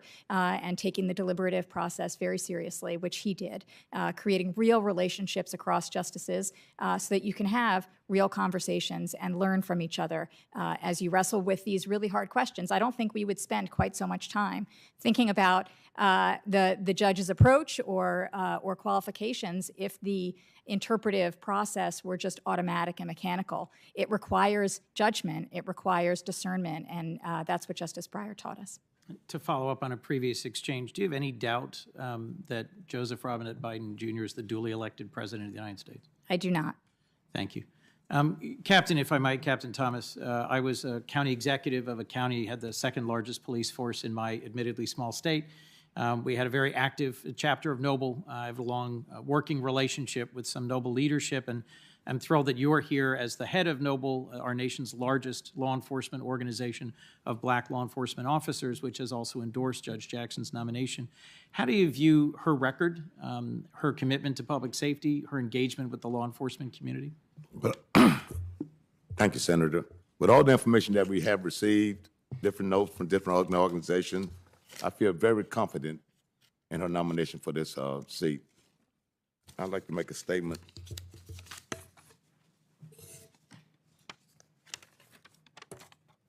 Her temperament, her fairness, her respect for the law, and her honor of the Constitution make Judge Ketanji Brown Jackson exactly what we should expect from someone who will rule on matters that will affect our country and judicial system for generations.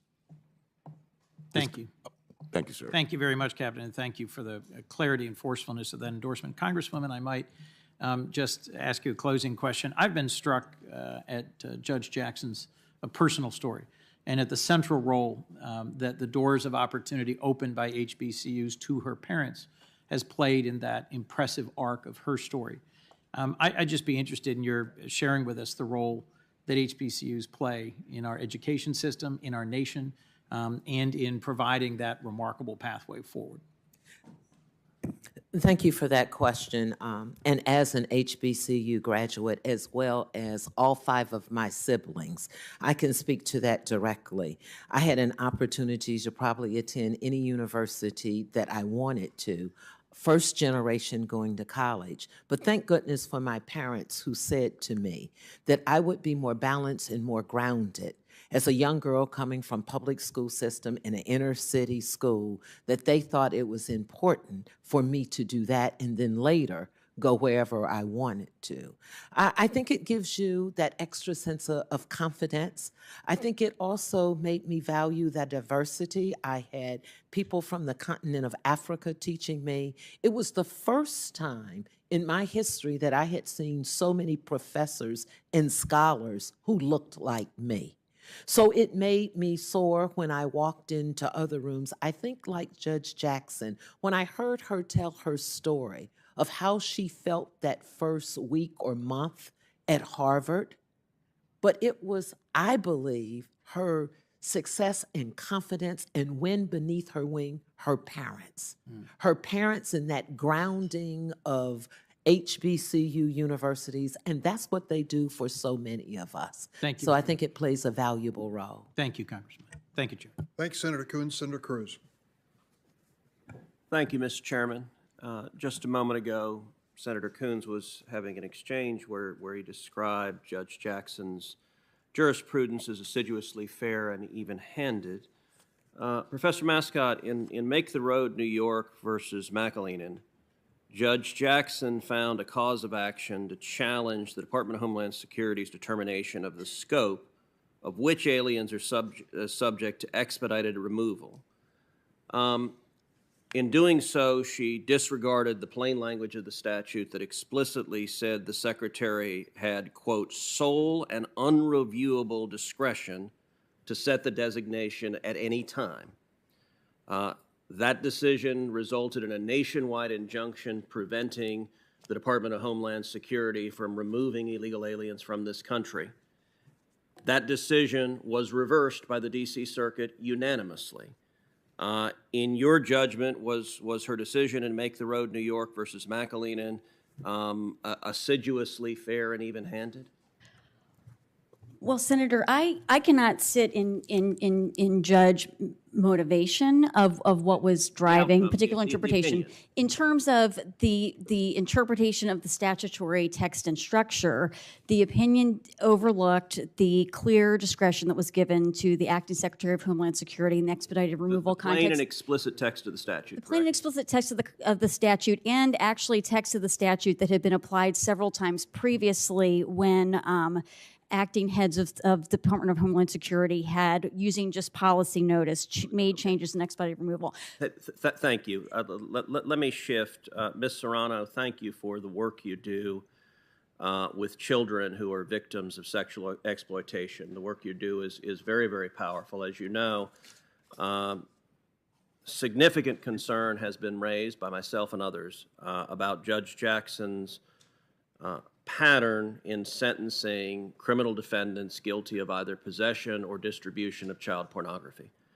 In the Harvard Law Review, she wrote a note advocating a new way of examining restrictions on sexual offenders and arguing for a standard that, if applied, would likely result in striking down the sexually violent predator civil commitment laws in states across the country, and could arguably also strike down the sex offender registry laws across the country. Ms. Serrano, what would be the effect if the view she articulated in the Harvard Law Review was adopted by the Supreme Court, and if those laws in turn were struck down? I'm not familiar with Judge Jackson's writing in the Harvard Law Review, but I can tell you that sex offender registry plays a critical part in allowing the community to identify where people who have demonstrated by their conviction of a sexual interest in children or other exploitative behavior such as rape or that sort of thing. As far as civil commitment, there are certainly state laws. I'm not familiar with all of them, but there is a process in which the due process is done whether someone should be civilly committed because they cannot function in society due to their sexual deviance. So, Ms. Serrano, we've gone over in some detail. The Democrat talking point is that criticism about this issue is based on cherry picking. Yesterday, I gave Judge Jackson a chance to explain all of the child porn cases she's ever sentenced in. And that's a universe of 10 cases. Of them, 5 of them, Downs, Cooper, Hess, Kane and Buttrey, 5 of them, she sentenced the statutory mandatory minimum, the absolute lowest sentence that was allowable under law. She has a pattern when there are prosecutorial recommendations of sentencing on average 48% less than the prosecutors have asked with regard to those in possession of child porn. And she repeatedly articulates, for example, in the Cooper case, but she does this in every case, she articulates that she thinks the sentencing enhancement for the number of images of child porn makes no sense and isn't valid. And rather than having a 5-level sentencing enhancement, she reduces it to a 2-level enhancement. Ms. Serrano, does that make any sense to you that there is no difference whatsoever between a defendant who is in possession of a single image versus another defendant who is in a possession of hundreds, or in one of the cases in front of Judge Jackson, someone that had 6,700 images of children, some very, very young children, infants, toddlers? Does it make any sense that she would systematically say those are identical and that she's not going to apply the enhancement in the guidelines?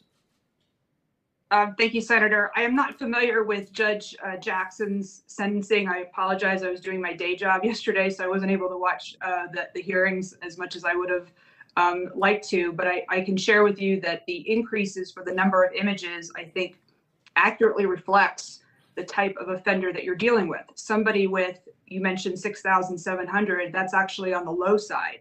When I was doing prosecuting cases, we're talking about people with terabytes or millions of images. And so somebody with that type of collection should conceivably be sentenced more harshly than somebody with, say, 20 images or 50 images. Thank you. Thank you. Thank you, Senator Cruz. Senator Booker. Thank you very much, Mr. Chairman. I actually really love this. I've been through 3 Supreme Court justice hearings, and when the 10 people come forward from all different backgrounds in America, and people supporting a candidate and not supporting a candidate, it is always uplifting to me. And I have a lot of respect and honor for everybody on this panel. You all are great Americans who are dedicated to this country's highest ideals as you see them. And to give you an example of why I'm so serious, I had in a previous panel of a Supreme Court justice I was dead set against, my constitutional law professor come in and be dead set for them. And I love this professor, still do, and I love him not just because he was a great professor, but also because he passed me. But I just want you to know, you may feel partisan tension in this room, but there is a lot of respect for the 10 of you who took time out of your schedule. Many of you traveled a very long way, and so I want to say thank you. Mr. President, Captain, my questions are for you, but if you don't mind, I'm going to take a quick minute to address the Congresswoman and just want to say a couple things to her publicly that are really important. First of all, the Congressional Black Caucus, it has been one of the greatest privileges of my life to be a member of too few senators that have ever been a member of that body. And I want to say publicly, because this is true, I tried for years to get on this committee, and the Congressional Black Caucus advocated for me for years. Went to Chuck Schumer and said, you need to get Senator Booker, not just because you haven't had an African-American on there for a long time, but you guys saw faith in me that I could represent well here, and I just want to thank you for that.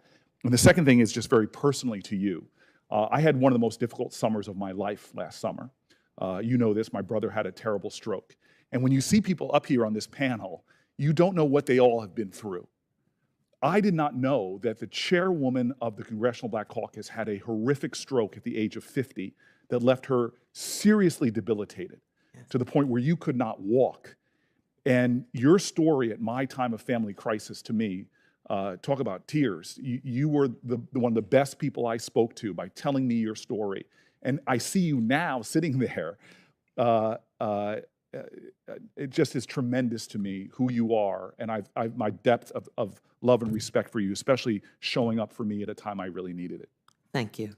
Really quickly, sir, I love Noble. They were on my transition team to be mayor of the city of Newark. I learned from your organization, your recommendations to me about a city that was really struggling with crime.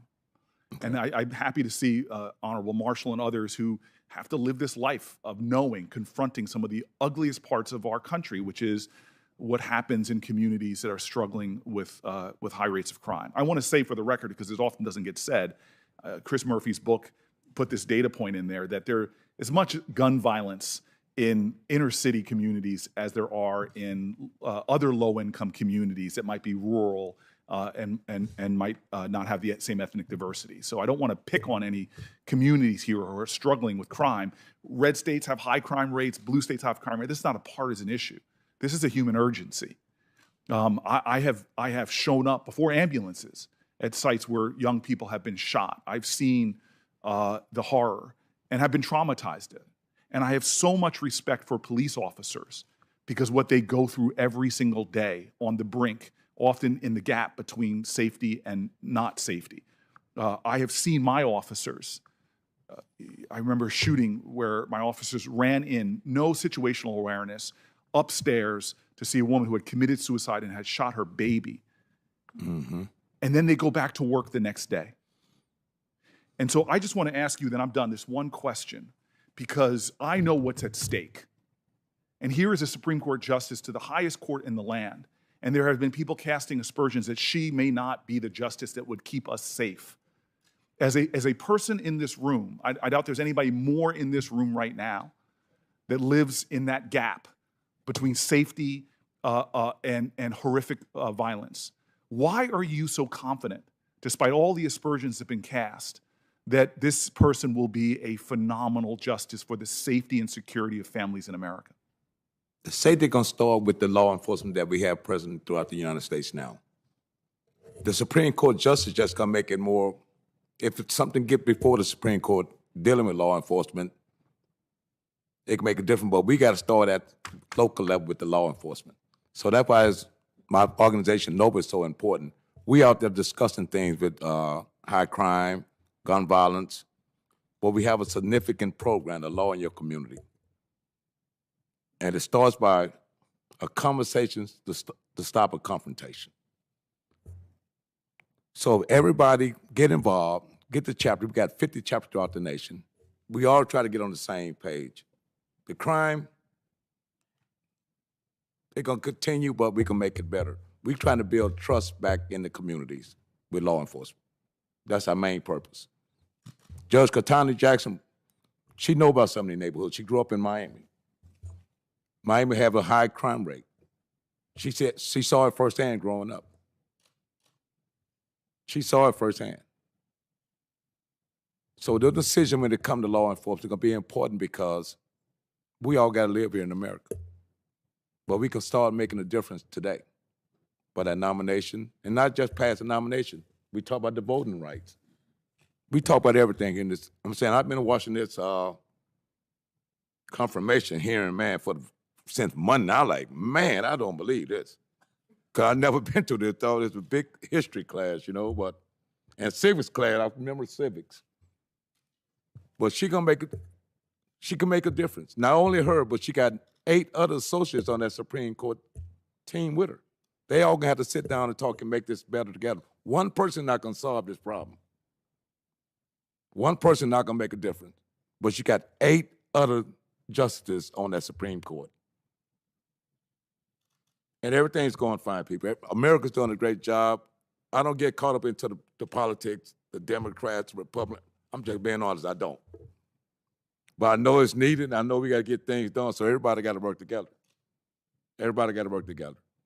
But we do need Noble out there in the communities nationwide, so you need one in your city, contact Noble. Amen. Everybody has to work together, Chairman. Thank you. Thank you, Senator Buchter and Captain Thomas. The next up is Senator Hawley. Thank you, Mr. Chairman. Thanks to all the witnesses for being here. Ms. Serrano, if I could just start with you, I want to say a particular thank you to you for the work and the incredible work that you do when it comes to human trafficking, child trafficking in particular. I know that you were 18 years as a federal prosecutor handling child pornography and child exploitation offenses. Those are terrible crimes to have to prosecute. And I want to thank you for doing that, and thank you now for the work that you do with Operation Underground Railroad. I mean, it's just incredible. I wonder if you could speak to us a little bit from your experience as a prosecutor and now as someone who is working to combat this epidemic of human trafficking, child sex trafficking in this country. It's a global epidemic, actually, but it's one, unfortunately, in this country, too. Can you talk to us a little bit about what you have seen in your experience about the connection between human trafficking and child pornography? So human trafficking is a broad term that covers a bunch of different types of crimes, whether it's forced labor, et cetera. But within that, there's the sex trafficking.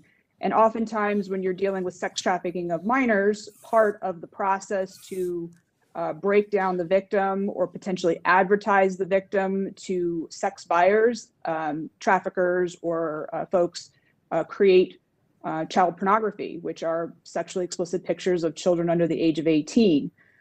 Likewise, the flip side is if someone as a young child has been sexually abused as a child, perhaps they were victims of CSAM, child sexual exploitation material, they may not have gotten the resources or aftercare, for example, that my organization provides to get them the help that they need. And unfortunately, they become very vulnerable to become trafficked. So it's kind of like a chicken and the egg problem where sometimes one will influence or increase the other. So let me ask you this. In terms of the children who are exploited in these images, is it fair to say that many of these children were sex trafficked, that they are trafficking victims themselves? Of the ones that we can identify, sometimes, yes. The children that are depicted in the child pornography or CSAM images, some of them are trafficked, yes. And what about the demand side of this? Because unfortunately, the reason that there is human trafficking of any kind, including sex trafficking in children, is because there's a demand for it.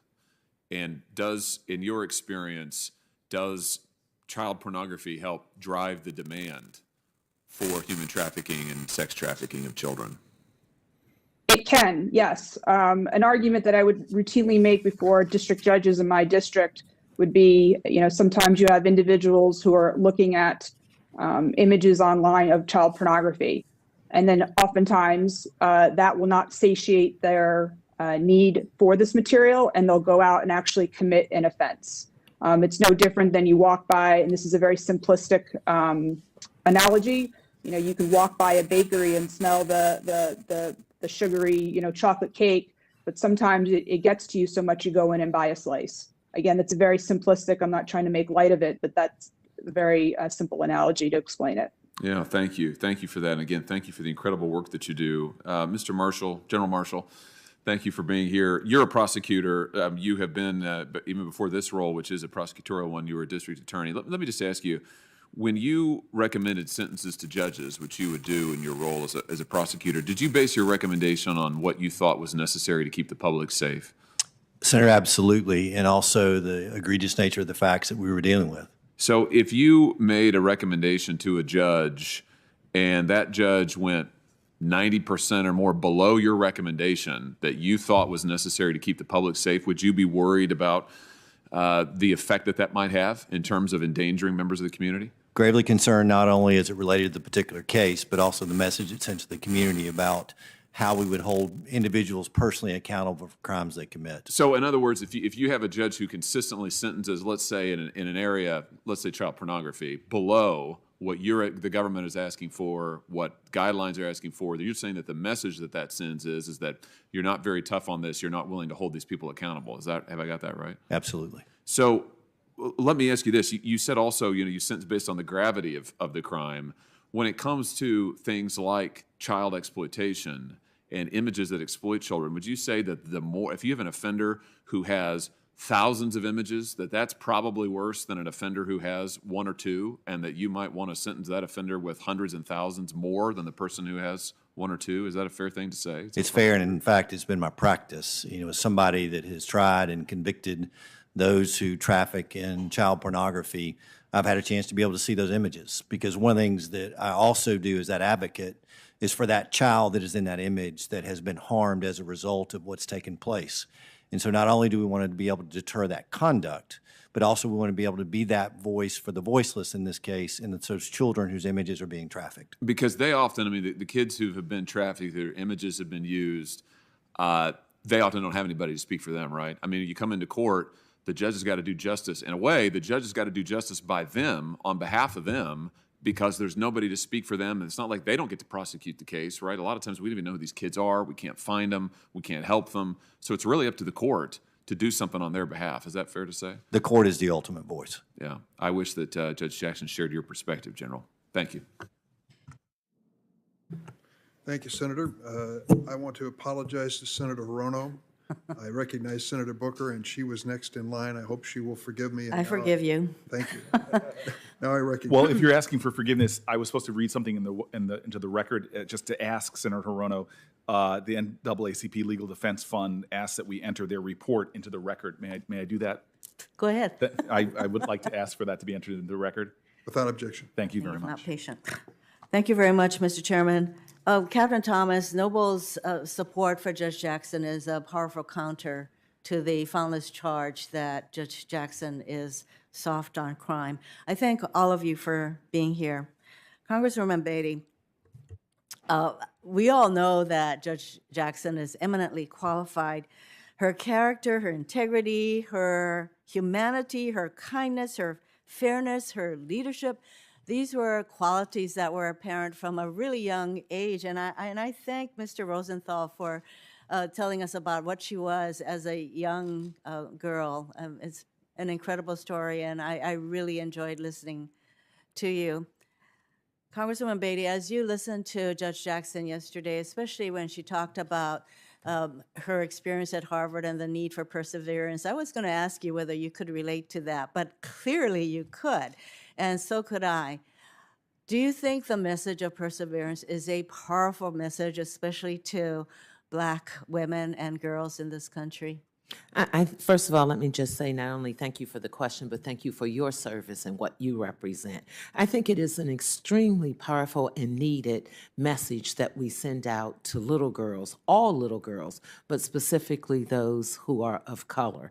And I think what you saw yesterday builds for our children, grandchildren, and those yet unborn, because even today, we are fighting for things that we were fighting for in 1963, 64, 65, and 68. So today could not only be landmark as we do this, it could propel us for the future that every little girl will then believe that she can soar.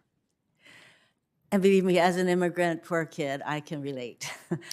It was a very touching moment yesterday. Let me just quickly say this, because we talk about the rule of law. I think you also have to look at judicial temperament.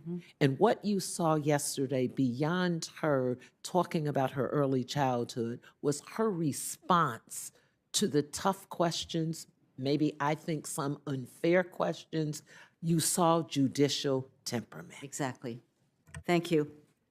Dean Goldboff, we know that many of the Supreme Court decisions are unanimous or pretty close to that, but then we're seeing more and more 5-4 or 6-3 decisions. And as I said, we have a very, in my view, an ideologically divided court.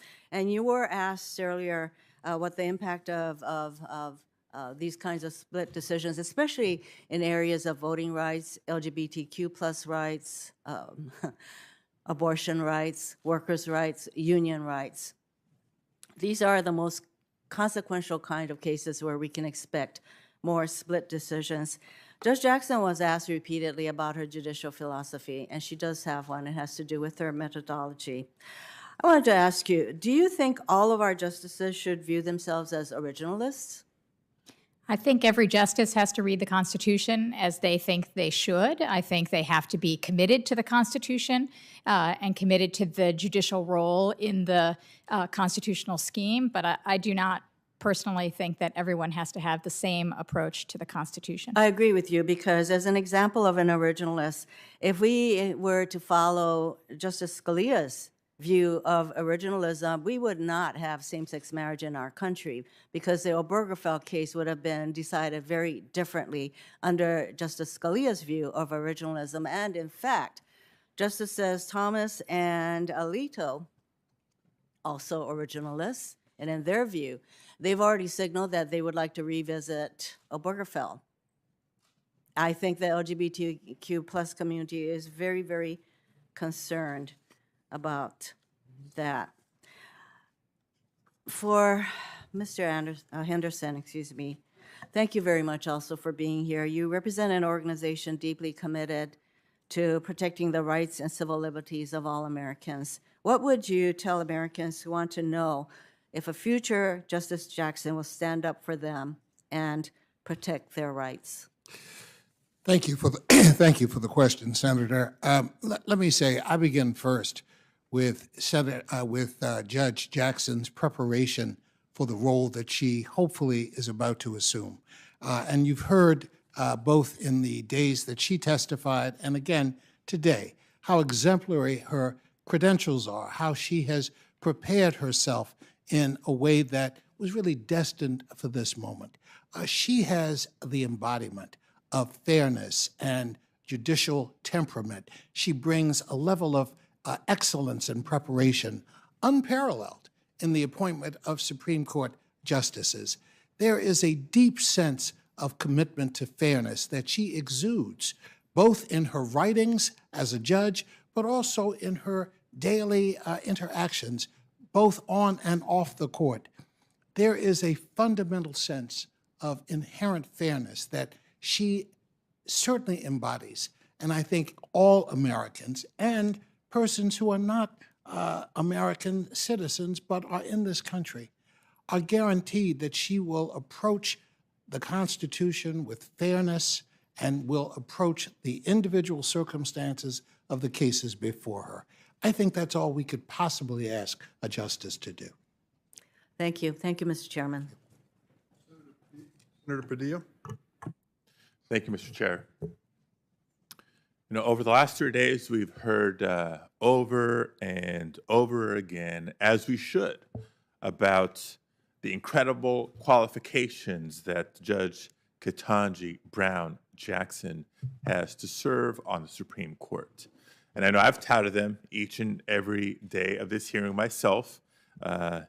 Hopefully you've seen me do it if you've been watching the hearings, and I'm going to do it again here in a minute.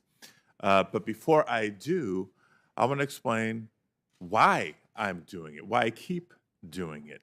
It's because I do believe every American should know Ketanji Brown Jackson, the judge, Ketanji Brown Jackson, the person,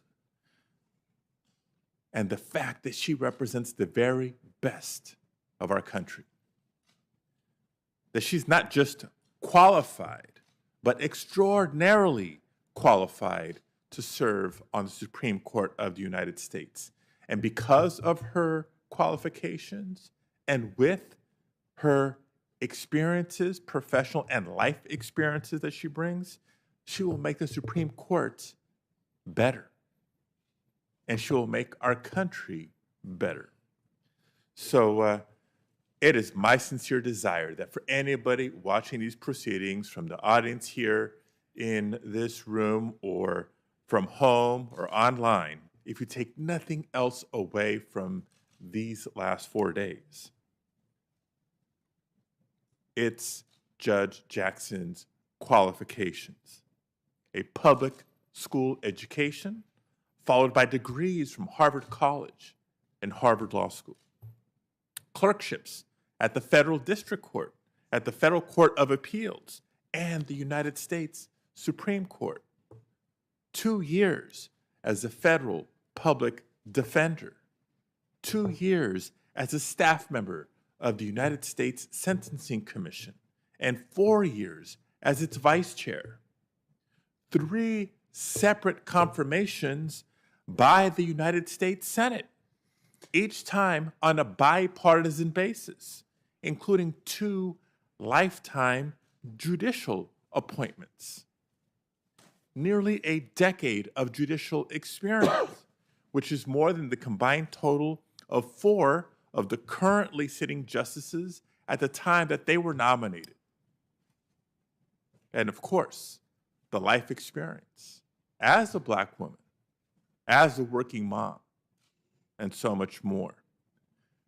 But it's not just her resume and background that makes Judge Jackson so qualified to serve on the Supreme Court. We've all seen over the last 3 days, how she answered every question and met every unfounded, unfair, and insulting accusation with a level of grace, dignity, and patience that very, very few of us would be able to demonstrate under similar circumstances. And she demonstrated that she's sharp and thoughtful in her responses to legal questions. And she clearly has an understanding of and a commitment to the rule of law and the principle of equal justice.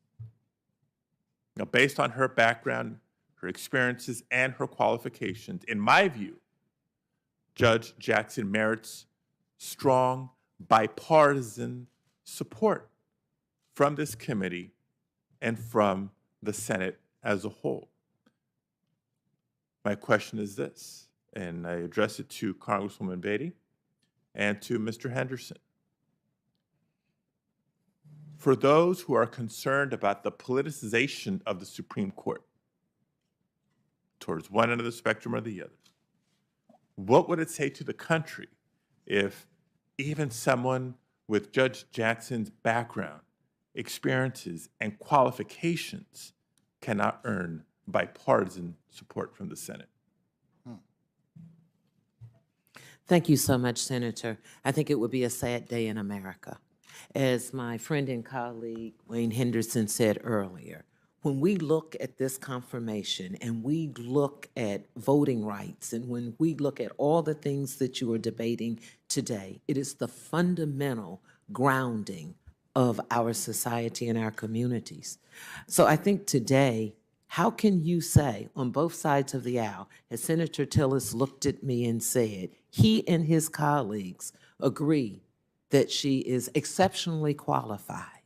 Then we have heard about the cases that have been brought before us that have been in question by some of my colleagues on the other side. 10 cases, but it was 5, but they were still within the rule of the law that she was given to deal with. So if you look at all the charts that we've seen, with all the boxes to be checked, more than any other justice that some of the same people here have voted for and confirmed when questions about cases in the same vein have appeared, she still is above all of them. So the answer to that question is, how can we not? And as a Black woman who's lived through civil rights and everything else, let's send the right message. Thank you. Thank you. Mr. Henderson. Senator Padilla, your question is so powerful, particularly after you restated, as you did so eloquently, all of the factors that have brought Judge Jackson to this moment. Her background is absolutely extraordinary, and her demonstration and mastery of the law is second to none. If someone, an American citizen, who has overcome the challenges in one's life that she has overcome, demonstrated her ability beyond any reasonable doubt, and is unable to get the bipartisan support of members of this committee, indeed it is a sad day for this country. The signal that it sends to the American people is that at the end of the day, preparation may not be the standard by which you are measured, and instead something else, intangible perhaps, in this process comes through. That's not what we want for America. That's not what we in the civil rights movement have struggled for our professional lives to help bring to this country. It would be a sad day. My hope is that the partisan considerations that may have affected some in the questioning of Judge Jackson will be set aside, and that members of this committee, out of their love for the country and its people and the future of the court, will do what's right and will make Judge Jackson a unanimously confirmed appointment. Now, I'm dreaming. That's not going to happen. But certainly, I think sending a signal to the country that indeed we recognize the qualifications that she brings to the table and we lift them up in the name of the American people is something that I hope we can all do. Thank you. Thank you, Senator Padilla, and thank you to the panel. And I welcome all of you to this room, and thank you for your contribution to this historic occasion. I said at the outset, and I want to repeat now, my gratitude to my ranking Republican member, Senator Grassley, a true gentleman and friend who believes, as I do, that this is one of the most important assignments in a Senate career, to be on the Judiciary Committee at this moment in history. I believe that the admonition of the leader on the Republican side, Senator McConnell, that our hearing be fair and respectful of the nominee was largely upheld by the members of the committee, and I hope that we can continue in that vein. But before we close today, I want to mention those who have helped enable this hearing to run so smoothly. Gratitude starts with the officers of the United States Capitol Police. These officers keep members and staff safe every single day. But this week, we've asked them to take on a greater task: keep us safe, keep our buildings secure, and ensure that the guests in attendance play by the rules. I can't thank them enough for all the hours they put in toward that mission. I also want to thank the staff from the architect of the Capitol, Senate Sergeant at Arms, Senate Recording and Press Galleries, and others who worked so hard to set up this room and give access to the public and press and to keep this hearing running. Finally, a special thanks to the committee staff, designated and otherwise, who have worked tirelessly on behalf of members and staff on both sides of the aisle. I'll have more thanks to offer in the weeks ahead, but again, my deepest gratitude to all who've made this hearing a success. Please note the record will remain open until 5 p.m. next Thursday for the submission of letters, statements for the record, and similar materials. And with that, the Senate Judiciary Committee stands adjourned.